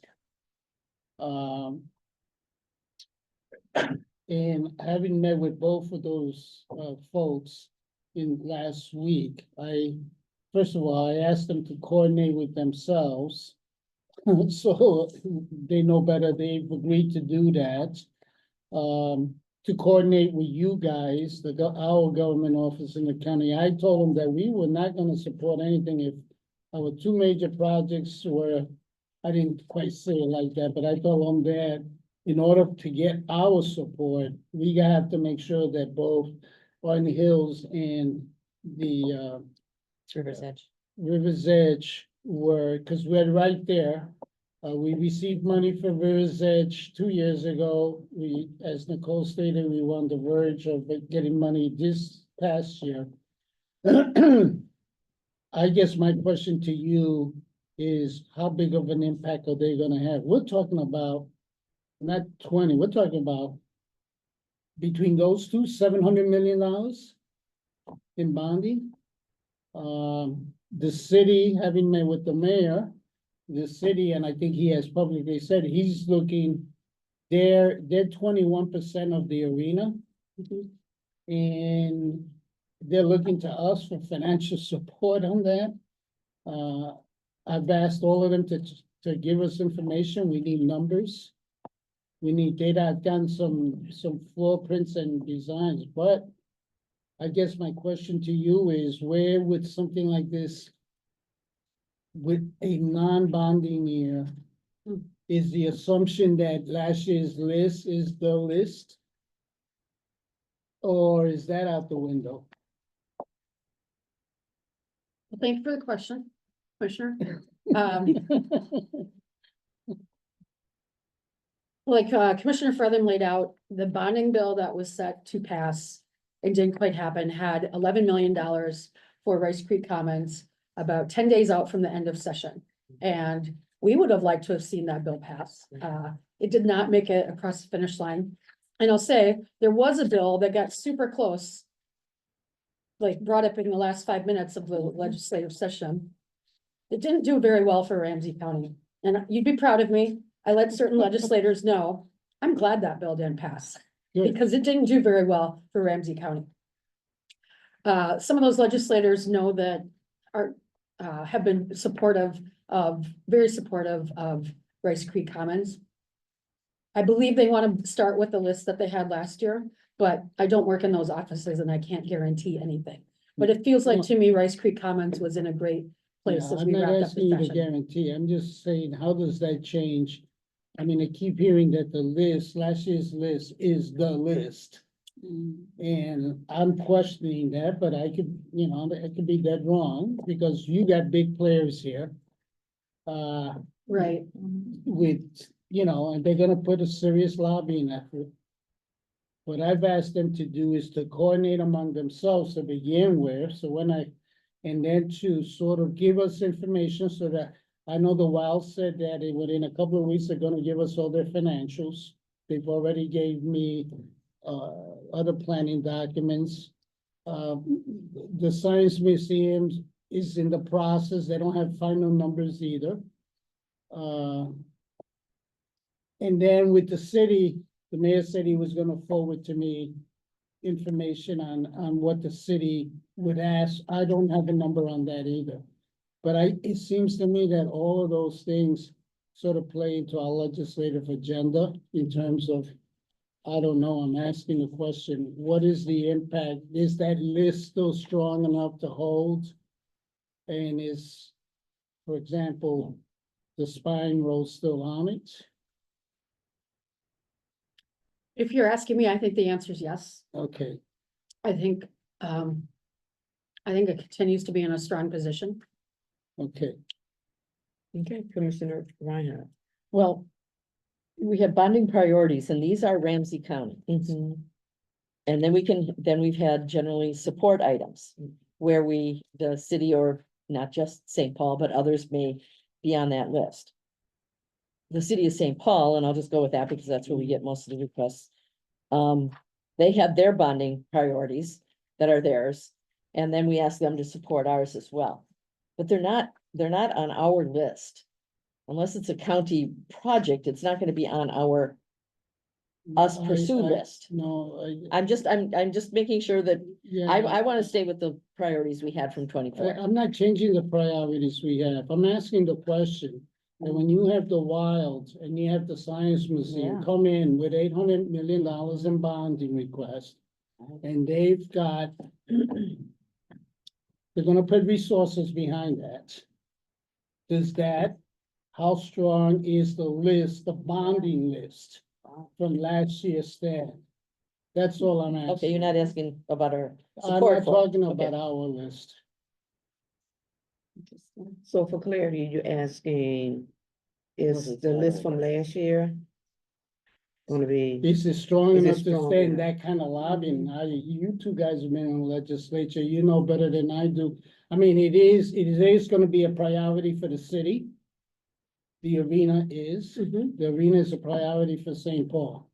If that arena goes down the tube, so does St. Paul, quite frankly, in many you're not talking ways. about the Aldrich Arena? No. No. No. Got- You're no. talking about the This is Excel, yeah. Oh, which is and like that 300. includes Roy Wilkins too. Yeah. Roy Wilkins gonna be completely knocked down and rebuilt. Mhm. We're talking about very, very huge projects here. Right, I'm just asking the question because it's not just simply about making the list, because if that's the case, Right. here's what I told them. I told them that they need to coordinate with us. And if there's a partnership, if there's a way that, and specifically to a wild, because I think they're the elephant in the room. That if we get our two projects through, they are fans of River's Edge. They see that as part of their vision. For downtown, for their corner, their piece of the world. That if we bring those two, if somehow we form a partnership with them, where we're part of their package as a possibility. I was just brainstorming, throwing ideas. But definitely behooves us to just get a sense of the landscape with such a huge request for bonding. I would think we would let Ramsey County priorities be our priorities, and where we were last year, stick there. Because legislators are going to see whatever the request is it what, 300 million? No, altogether 500? between both of them, it's more like 700. Right, and then they're gonna say, as they always say, is that whether it's Ramsey County or St. Paul, it's St. Paul, Right, right? And this is what you're asking for. and Ramsey County is Ramsey County. And Ramsey County, they're No. gonna see Ramsey County and St. These Paul big as both one. Together, yeah. As one. They're not gonna see them as separate entity, but my question for like Rice Creek Common. And, we was really a strong advocate for it. I think we should continue to make that number one for us. But my question is, I think this is something to watch for. Because the the city council body is up for reelection. And if it flips, all of this can change. Which city council? Right, in Orange Hills. It can change just like that too. So I definitely think something is for us to watch as we look at the election and because we know before this wasn't something that with the other city council, something that they That's were right. supporting. And then I think we need to get 25 proposal. We got 5 items over here. Do we want to put 5 items in 2025? Or do we want to put our top 2 and our top 3 over in 2025 and not 5 items? That just causes confusion. Well, I think we should have them all, but only because of this. We had them on our list last year. And if we take them off and then we come back again, it seems like we didn't really care that much about them. So to have the list of priorities is one thing. The amount of work that goes into them is potentially different because they're in order of preference, not just priorities. I think the other thing is, can we compete with the Wild and the city and all this, because they're gonna have a lot of push power on this. We're in that, it's a big ask this year, but we've always been in that position. And now we've got 4 people. And so, I mean, honestly, we've expanded our reach with the legislature. And so I think if there's some way that we can partner with them, the parks at River's Edge, that makes sense to partner with that group because it's part of that, but the others are not. And so I don't want to. Oh, yeah. So I wanna keep, I wanna I'm keep just- this order. If there's some way we can partner on the second one, great. I'm not changing the order or even, I'm No. trying to make sure that. If we could achieve something by Yeah. partnering. By at least for them support, for example, if we get the Wild in the museum to support our 5. That goes a long way Yeah. than just, because the city's gonna ask us for support. Oh, yeah. And so you're already down the path. You're gonna end up supporting the arena. So what are we asking them? That's my point. We better have an ask too. That's why I'm that's asking what- here. I'm just bringing We're up asking questions. them as I well. don't have, I'm not I giving don't think you're getting mandates. any disagreement from us. No, I know. But I would say realistically, I think legislators are not gonna look and say they have 5 last time, they got 3 now, so they wasn't serious. I think they're not gonna do that, right? It's like we prioritize. Mhm. And realistically, are we ready for a health facility? No, we're not, right? not? No. I think that goes back to that first slide, if you don't mind going back, why we set those criteria that had to do with readiness and vision. Oh, It's not I'm ready. not Well, quite I'm sorry, I sure. didn't realize that. Yeah, I mean, you know, if you're gonna Okay. subscribe to part of this, I think, you know, from staff's perspective, probably that public health facility needs some more work in Okay. order to drive that readiness. We don't have a site, Mhm. you know, I mean, how much work What are you about gonna youth go? detention? And I don't know if we're moving in that direction. And I don't know if so- that's our strategic priority, Okay, well right? then, And if they're racial equity. not, if Yeah. they're, yeah, Yeah. I just thought that these were ready. No, So- they're not. Okay, so Mhm. the top 2? Or excuse me, I the bottom think, 2? I think the top 3 Yeah. have a lot, meet a lot of the bullets. Right. I would just agree with Commissioner Ortega that we don't know enough about what's happening all in that downtown riverfront landscape to know, you know, how we position ourselves and for what amount. I think more, he's getting more information. We've requested more information. There has to be more of a strategy built. I think everyone will do better if we show that we're working together rather than, you know, up to 3 to 5 entities all going for the same corridor of funds and legislatures going, well, which one of you should go first, you know, so we need to have that conversation. But I think the momentum, you know, again, that's why staff created those criteria, was thinking about the momentum, the strategic priorities, kind of how they align with, I can't remember them offhand, but you know, the vision, I mean, certainly those top a couple, we have a lot of vision. Aldrich Arena, we've heard so much good community input. And I think when Jen and I talked, it's hard sometimes when you sit with the legislature and they get really excited about a community project and we're like, well, it's not on our list anymore either. It's a great, I know. it's a great conversation starter, right? And so we want to have one of those too. So I think we feel pretty strongly about the top 3. If you want us to do more digging on the other 2, we're more than happy Good. to, but yeah. Madam Chair. Yes, ma'am. Yeah, I'm glad that, your team made that list and the criteria, for this time around, so that we can focus on it, and I'm fine with the top 3. Yeah, And I'll just say, I'm also fine with the top 3. I think we kept the other 2 on just to remind all of us, and if I'm remembering correctly, was to be ready if the legislature decided to go a certain way. You know, we wanted to, you know, sometimes that train leaves the station and we haven't necessarily been driving it, but we want to be on it. And so I think we've had these on there, those other 2 on there. We could make them be sort of ready, but I think if we're okay, I think the top 3, if we see that there's a bill going out for these facilities, I know it's on a AMC list, is to get some facility money. We can always resurrect some of these things, so. Right. Commissioner. Chair. Yeah. Thank you. So for River's Edge, I have a question about it, and I also see, Deputy County Manager Collins over there.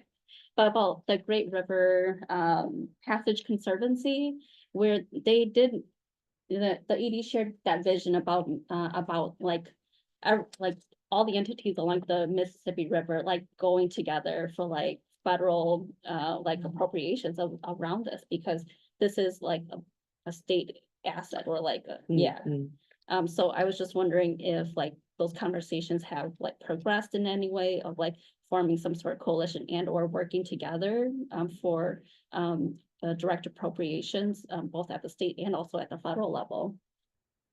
I can comment on that. We've been meeting very regularly, once a month, as what I would consider sort of the government relations level staff, with the River Conservancy kind of leading those meetings. And they've been good, and we have talked about ways to work together. The elephant in the room has sort of been the ice arena, quite frankly, and how is that going to? So as we wait for, I think, that to come together, you know, as you think about that stretch of downtown, there's really some kind of neat synergies that can work. Literally, the Science Museum's front door is across the street from the Excel Center. So I would say stay tuned. I mean, okay, that's Commissioner Reinhardt. Okay, And then McGuire. so I think if I'm hearing everybody anyhow, we're fine with the top three. I don't want the bottom two to get lost. I hope there's work that continues so that they will be ready at some point, because we've toured both of them and they're not good. And so we do need to do them, but we don't need to put them on the priority for this coming year. I really need to go back and talk about the county program aid here at some point, and we're running Okay. late, so. So I think we're done with any more questions around the bonding priorities. We just clearly stated we're gonna move the top three over to 2025. Let's go with your question. Okay, on county program aid, by the way, I do, just to make sure we got this right, because Commissioner Ortega, I mean, his points are very well taken as far as bonding, and we need to, it's kind of to be determined once we get more information. I have not, Okay. On the, I have not made up my mind on anything. I'm asking questions. mhm. Okay, the county program aid. I mentioned at the beginning that, Julie Ring had called me as chair of the county board to get some thoughts on what was happening. I'll try to skip through the stuff that didn't make a whole lot of sense. As far as not knowing that we were upset about this and how could she not know? And the fact is, this has been something we've talked about a long time. And yes, it made it into the newspaper because we told them they should put it in the newspaper, and they did. I mean, but that wasn't the only time she's heard about it. So AMC is very nervous about the fact that Ramsey County would go in. They are saying that the CPA formula is very complicated. There's like 28 different things that you have to that go into it. That's what she said to me. So when you said it's very simple, it didn't seem like it. But anyhow, so she was concerned that the only thing we'd be going for is the population cap, taking that off. But rather looking at the entire formula and figuring out how it could help other counties. Because as far as the cap goes, us and Hennepin, although Hennepin has an expanding tax base, so they don't care about it as much anyway. But for us, it's critical, and it's mostly just for us. So that's what she was telling me. I told her that not only were we gonna go for PILT, but we were also gonna go for the county program aid and the removing the cap. And told her that it cost us $19 million a year and that it wasn't fair and we needed to talk more about it. She thinks that it has the possibility, and it does have the possibility, of splitting AMC. And having, 86 of the counties or 85 of the counties come in and say, AMC, you have to take a position against this. Said, yeah, that's probably true, that there's a problem for you. And we have to try to figure this out. But I said, our board, and because of the conversation we'd had before, I felt pretty confident in saying, our board is going to bring this forward. Now, she also said, we had a long conversation. I talked to Jen quite a bit. I talked to Melissa, trying to figure out what we could do. And she said that, they've had success having AMC take on formulas in the past. And would we be willing to wait if they were to come up with, and she offered to form a committee or a task force that would look into this and come up with a formula. And that offer, by the way, stands whether we take a position or not, because I told her we were taking a position. So she made that offer even with that. And it could start if we wanted to have their group look at it. It could be before the legislative session even starts. So as far as the county program aid, I said, we've got a lot of time between the time we adopt this and when the legislature starts. And if we can figure out something that would help us to have a better chance of getting this passed, we're always willing to do that, no matter who it is. I mean, even with the bonding, we're gonna wait and see what St. Paul has to say. We're not gonna carve it in stone because we can't. So she understood that we were going to do both, that we felt we had to because we weren't getting our voices heard. And that, anyhow, I'm trying not to get sidetracked on some of the things that she said.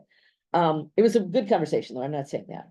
So I think that what we needed to do here, I mean, we need to continue working on a bill, no doubt about that. And maybe it'll end up being dropped and we'll do whatever we can up there if we don't get any other assistance. But I said, we needed our voices heard. And if nothing else, dropping this bill and talking about it and raising the awareness of it will draw enough attention to it that maybe something could get done. Even if it's not in this session, but it's just ridiculous the way this is going. So she understood that. I said, the fact that you're talking to me right now shows that it worked so far. And so, yeah, I mean, we have to figure this out. We do value, and I told her, we value the relationship with AMC. I mean, for crying out loud, how many presidents have we had from here? Quite a few, actually. And we're very active in AMC. We're very active in NACO. She doesn't want to come out against us. And I said, well, that's, ultimately, we need something. And if you can help us get it, great. And if you can't, we'll go it alone. So, Okay, so I've also talked to Julie. I actually didn't know we were that far along, so you. well, she told me guys that have she had been talked to you. Talking about it, but not me. I actually did point didn't out to her, by know the way. We were that far along. The I didn't reason, know. the we had reason why taken a she wasn't position on there, this. you weren't at that meeting. I actually didn't know that we had taken a position. been busy. Oh, I know, but did we actually vote on this? Well, we voted, when we adopted the levy. maximum levy, Yeah, we had a huge discussion on this. yeah, But you weren't there because you were doing something for NACO. yeah. Oh, yes. And so I said to Julie, I said, she doesn't know because she wasn't at that meeting and we didn't think to Right. tell you to watch it. Right. So, and I don't disagree that we should look at this formula. I mean, for sure, we should look at this formula, and I didn't know that we'd already asked to do that. I thought we'd only asked to, and now I see that we want to just take us, I mean, I think the appropriate way is to say, can we look at the formula? Because if Hennepin County doesn't even care, so you think, I mean, I'm not sure that we can go this alone without breaking a lot of relationships on other things that we might need. I mean, I'm happy to go on PILT if everybody's going by themselves on PILT, but not everybody is going by themselves on CPA that I know of. Well, I mean, I know that we need to look at this formula. But if we start going by ourselves on this, then there's a lot of other things that, I mean, we're gonna break a lot of relationships, and I think we need statewide help on some of these things. And if you all think it's worth it for well, this one let me- issue, let me- to go by ourselves and to break those relationships that we have on people trying to come together, I'm not supportive of it. okay, well, Yeah. first of all, you So- do need to listen to that entire Yeah. meeting, because it was very clear. It was the day that we adopted the Right. supplement or the Yeah. maximum levy, Mhm. and it was very clear that we needed to do something about county program aid. What I'm trying to say, and what I tried to say to Julie was, and I said to her, point blank, the odds of us being successful on our own are not good. We know I that. mean, if we could, we'd be But- having a lot more success in a well, lot of other areas, but yeah. But I think that I believe that what we're trying to do right now Mhm. is something that will at least draw attention to it. And we don't have to break relationships, but we also don't have to sit back and say, you keep telling us that you're gonna help us with this, but you Well, no, don't. but have we asked them to do a formula change before? Have we asked, they have we haven't asked for a formula? Have we asked for a rewrite of the formula? Have we asked for a working group yet? I think they knew there was some inequities here. Oh, yeah, And I mean, that's- I've said that. I mean, I'm Well- not surprised by that, If we, I mean, but I didn't know we'd Is asked. I there didn't a know that way- we'd oh, asked sorry. already. I mean, we have to do this drastic thing that does set a lot of voices out there. well, then I let's, care about our tax, I care about our tax base, of course, and I care about CPA, but I think there's a way that we can look at this without burning all Okay. those bridges can, to get to a place where Okay, we're gonna okay, probably end up let's- anyway. what I'm trying to say is that we can do that Yeah.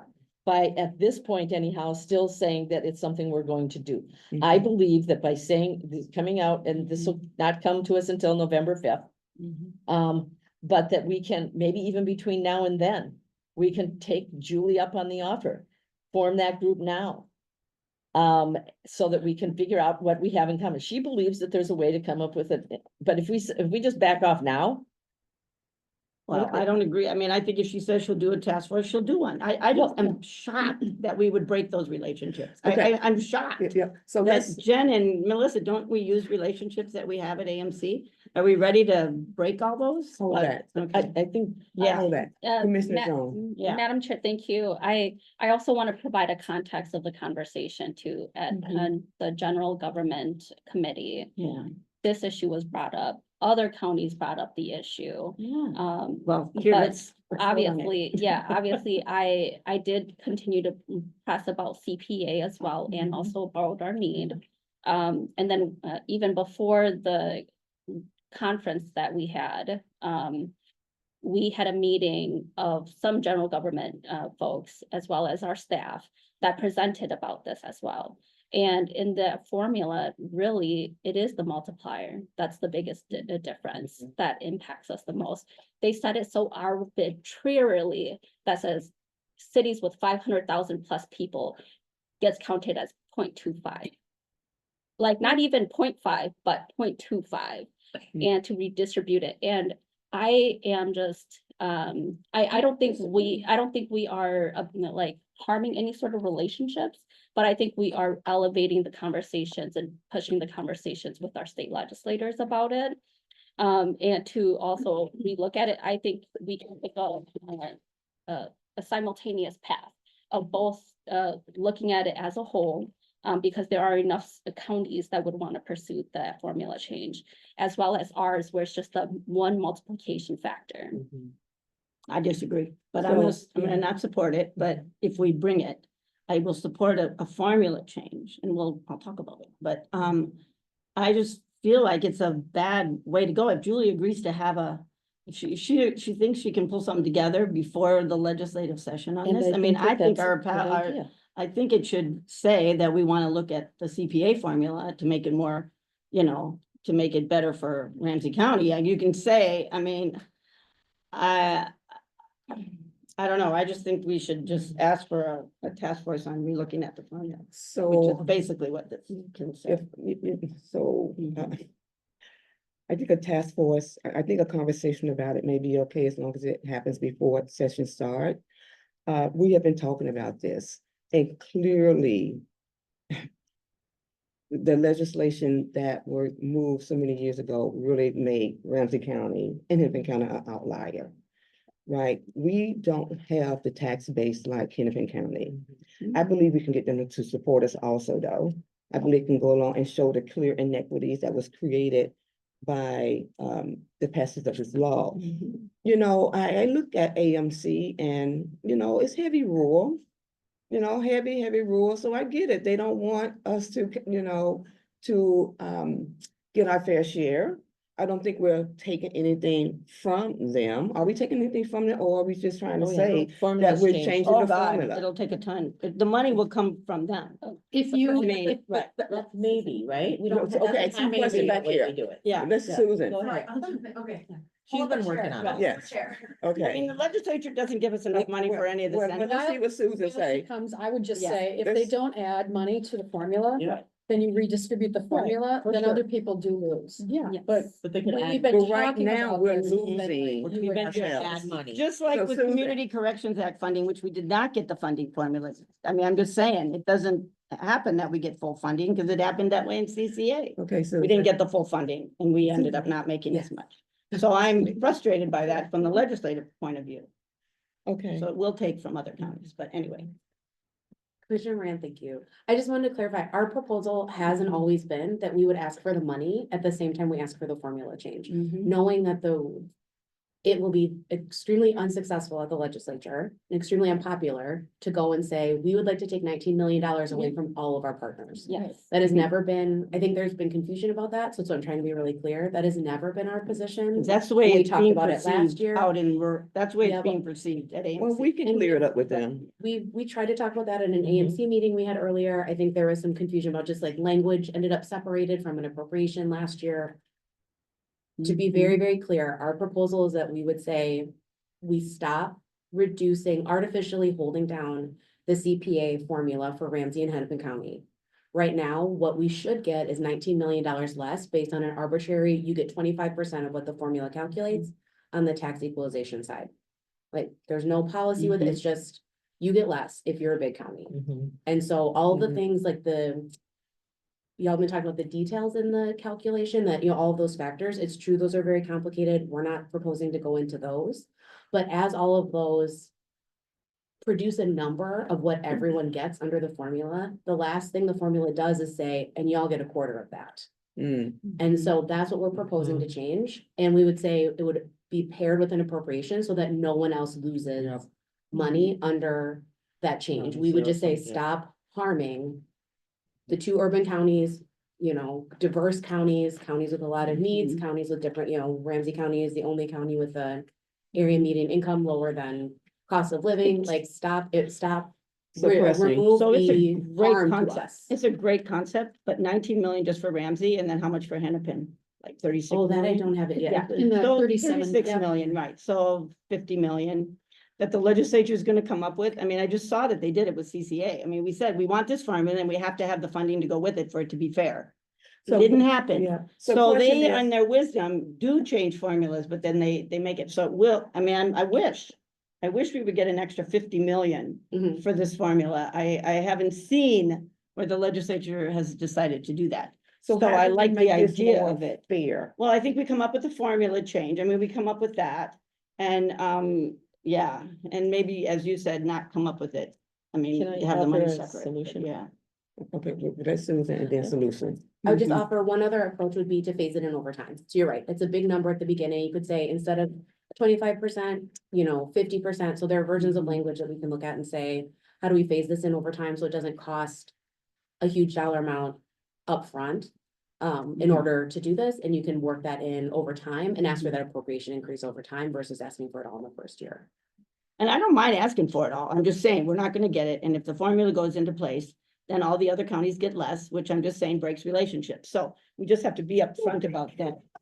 Now. I know, but I'm just saying it, because it's a formula, we have to change the formula. We have but- higher needs, we're doing more of the work Mhm. and. And it breaks all the Yeah. relationships Okay. with AMC. I'm sorry, So- but So I just don't know, yeah. you have to get in line too. No, I'm telling you, if we But ask for a formula, if we ask for a task force, that's. I understand that. I'm just trying to say something. Yes. Okay. Mhm. I think, first of all, the counties that would holler the loudest, Mhm. the county that I know will holler the loudest is Dakota County. And I said to Julie, I said, are you telling me? Because she said it's based on need, it's based on this, it's based on population, it's based on poverty levels and all these things. And I said, are you telling me that Dakota County? Has more of a poverty And level. I has more mentioned it poverty too. than- I brought up Dakota again also. Anyhow, I did. So what I would suggest, and it's a partial solution anyway, is that how about if I call Julie, ring back and say, okay, we'll take you up on the offer. It needs to start soon. We'll figure out what that, because they've done task force before on formulas before. So we can ask them to get that in place. And we will wait to see what happens with that. Now, but we still will go ahead. I believe that we still should go ahead and have this ready to go if we need it. Because the bottom line here is, and honestly, I'm sorry that you weren't here to hear that No, conversation. We should have told you. Conversation. I know this conversation. I'm just saying. No, Yes. Joe, come on. Just let me finish, okay? All right. I'm talking about the conversation that we had at the supplemental, or Mhm. excuse me, Yeah. I keep saying that. At the maximum levy. Mhm. The conversation around the table amongst commissioners, and I wasn't the only one. In fact, Nicole was the one that brought it up, and we did get, it was in the newspaper about Mhm. CPA and the formula being bad and that we should do something about it. Mhm. That was all there. That's what precipitated this. So this is not something that just, and understanding that this was gonna cause, it was gonna ruffle some feathers. But if we ruffle some feathers to get something that we need, which doesn't mean it has to be dropped. It does mean that we have to, you pay attention to what we're saying. And every time we've talked about it before, at AMC, Mhm. this isn't the first time that they've heard it either. Nothing has happened. We've not had the discussion. And so now that, I mean, the reason that we've been offered this now is because we said, we're tired of not being heard. So I will take her, if it's okay with this group. I will call her and take her up on it and say, okay, work with you two probably. Yeah. To figure out how we can get this in place Yeah. so that we can seriously look at this formula. And look at how we can make it so that Ramsey, especially Ramsey, but Ramsey and Hennepin County aren't penalized in this. Now, it does mean if they don't add money to it, it doesn't matter if I know that there are other counties in greater Minnesota that will probably benefit from this. Of the formula change. because they have different issues, but they come down to funding as well. This is gonna be a fight no matter how you look at it, if they don't add money to it. They have to add money to it as well, but we can make this argument and we can talk to AMC to try to get this forward. This is what we wanted to do, and apparently we did it to you too, was we wanted to get somebody's attention on this. No, you had my attention. You had my attention at fixing the formula. I didn't know we brought it to AMC before this. I didn't know we had asked for it. We didn't ask them to form a task force before, that's Okay, true. right, okay. Well, we don't do that on everything that we No, do, but if we feel Okay. that strongly about this, I think that's the way to do this. and that's what Yeah. I'm offering to do. Yes. Mhm. I think we need to take a vote, if we need to take a vote, but I would agree, right, that you can bring it to them. We're not gonna drop it, right? They need to see that we are It's serious not a vote, but about it's this. consensus so that I can Right. take it. It's- Yeah, Yeah. yeah, so I would agree.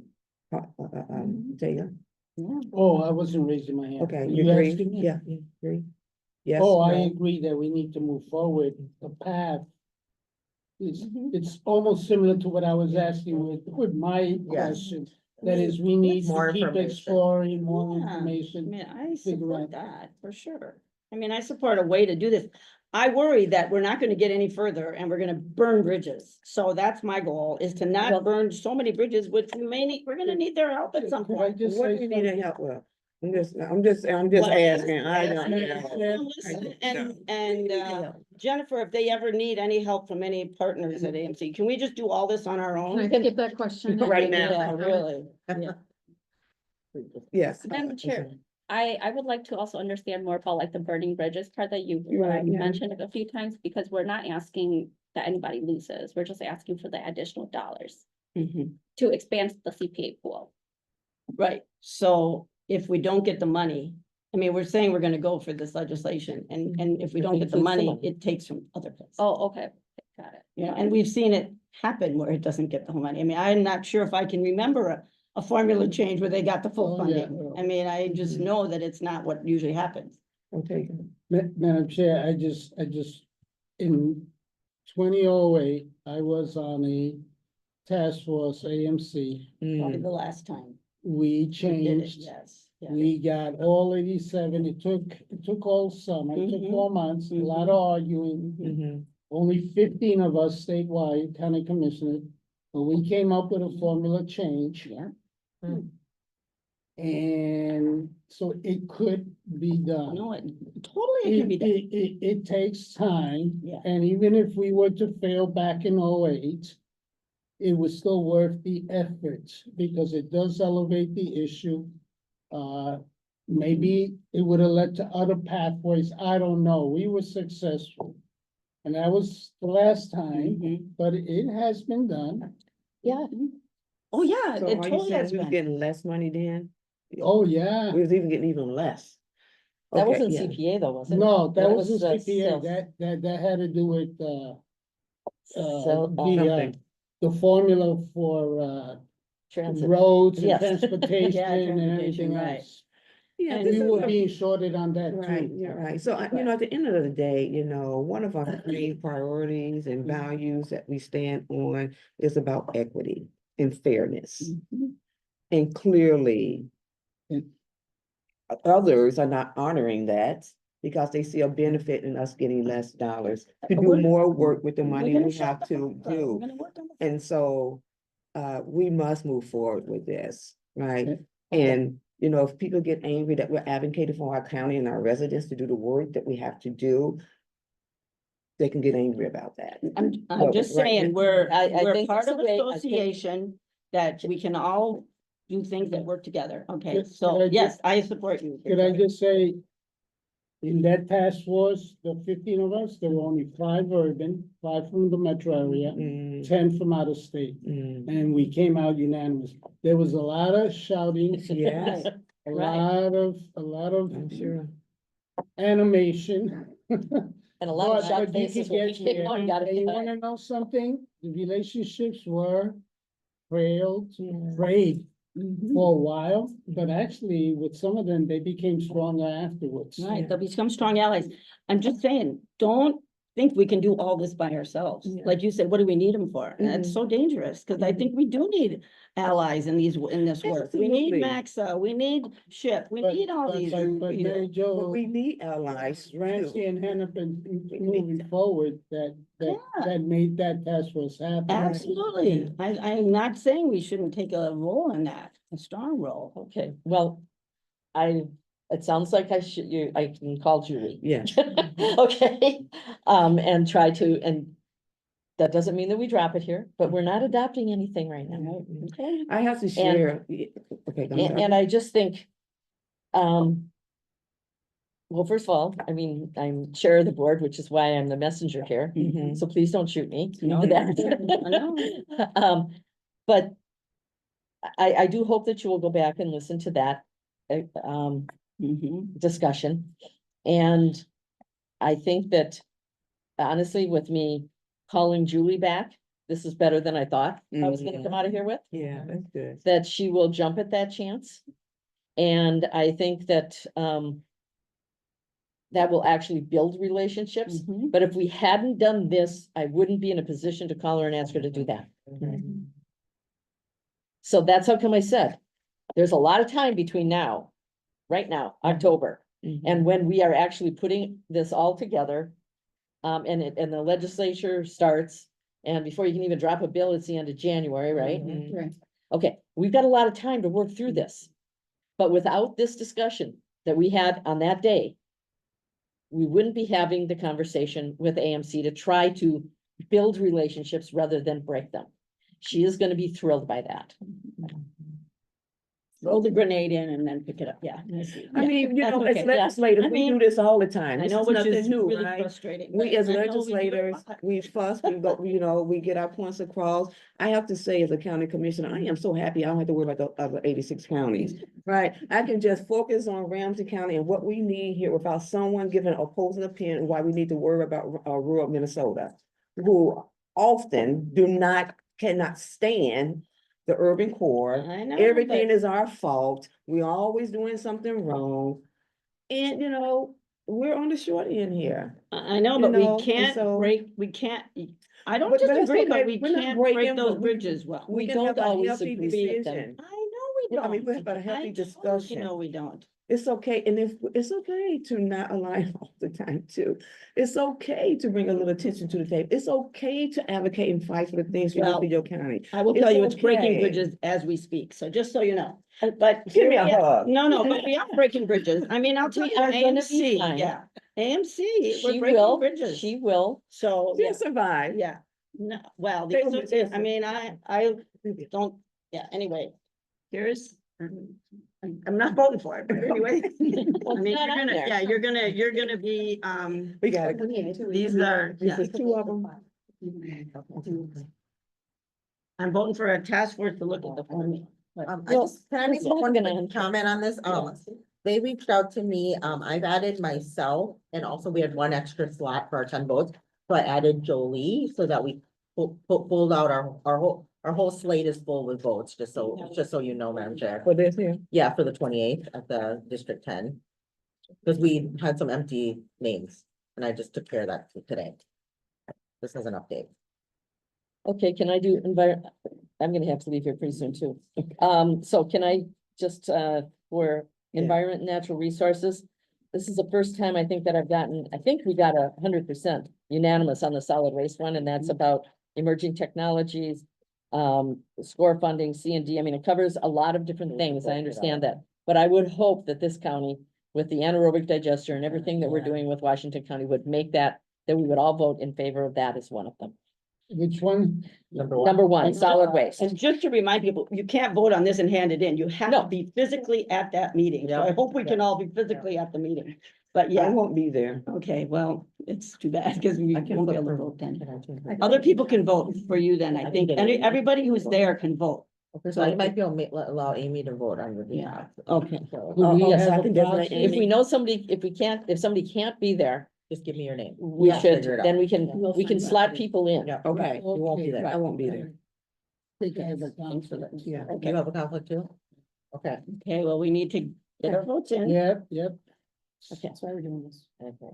I'll work on that. And Jennifer will be there to vote for. let's, send something out to Yeah, the, vote for to me. every get to vote. commissioner. She gets, do we get a Yeah, vote vote. for the fact that we are in this short one, Yes, Commissioner? you get, we fill all 10 slots. Okay, so make sure that we get this reminder so that we look at our calendars, You make get sure. 10 slots. Yeah, You Okay, get two great. votes. okay, but that's one that I want. I'll let other people talk about the committees they were in and what. Okay, what do we want? You want the solid waste? I want the solid waste one is one of our top priorities. Okay. Yeah. We definitely want three. Three, yeah. That's county program A. That's me. Yeah. Right. 10? 3, 8 or 10? 8 or 10. I'll offer this for the group. I Yeah. care- Number 16 relates to bonding, and it speaks to more, programs. I always feel like there's gonna be a bonding bill anyway, and what we care about are Ramsey County projects. We care about these programs getting funding, but I would Not put maybe them as a priority. say it's more important to vote for the mental health and, child well-being things over whether or Yeah. not there's So- gonna be a bonding bill. Here's my question. We've got, Doesn't we've got mental health, child well-being, we've got community supervision, which is really about, our probation funding, which is really fully funding that formula that they didn't fully fund. So we're really going for full funding, which gives us more money because we ended up not losing as much, but we didn't get it, didn't get the funding we needed with that formula change. So I don't know, what do you recommend on community supervision, child well-being, mental health?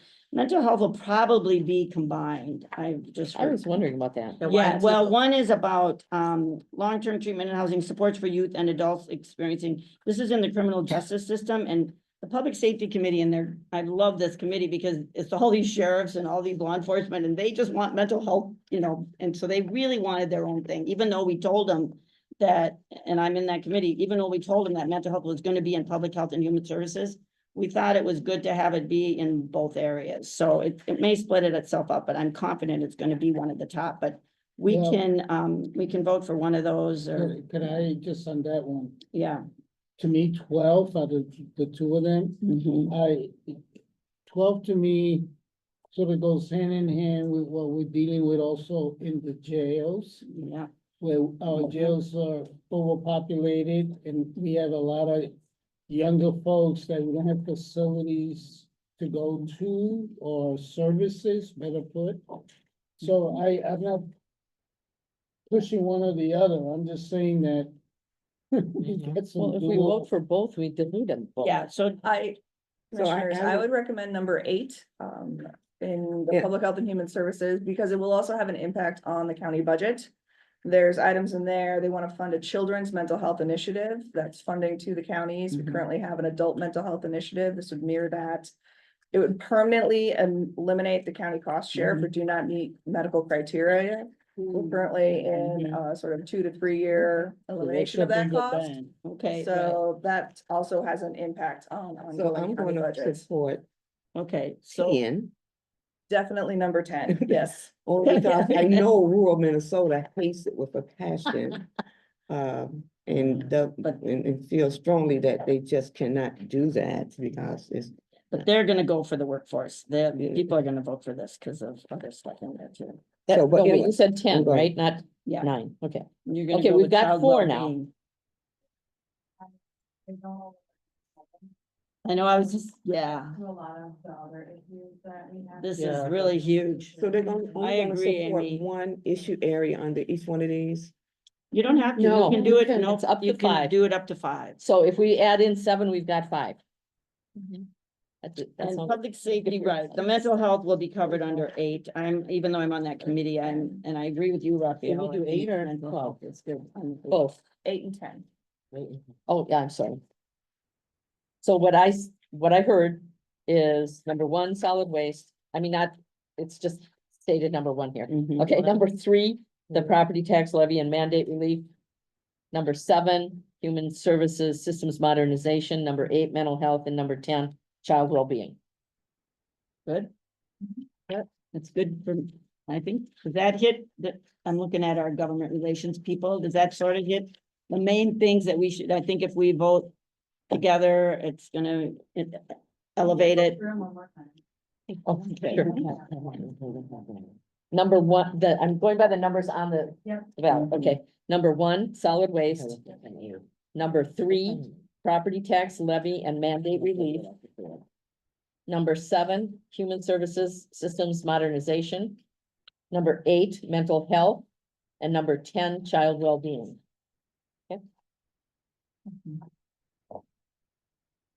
Thank you. Great. Thanks for talking to Julie. I'm fully supportive of you talking to Julie about that, so. But I care do, about this. we all but care I- about it, Mary Jo, we all care about it. But I just want you to, Moving into the future too. Yeah. well, and, Yeah. Which is really what we're trying to do. yeah. It's moving into the future. It wasn't that we thought we would be successful, it wasn't, I mean, it was like, okay, we need to get some attention drawn to it. So I will let her know, but I really do think you should listen. I to will. the- I mean, not that it's gonna change anything, but. I mean, I totally know it's a priority. I said it before that we need. I just, need more. I think you'll understand why this board made this a priority when you listen to the Yeah. impassioned speeches there. Okay. Are you sure I wasn't there?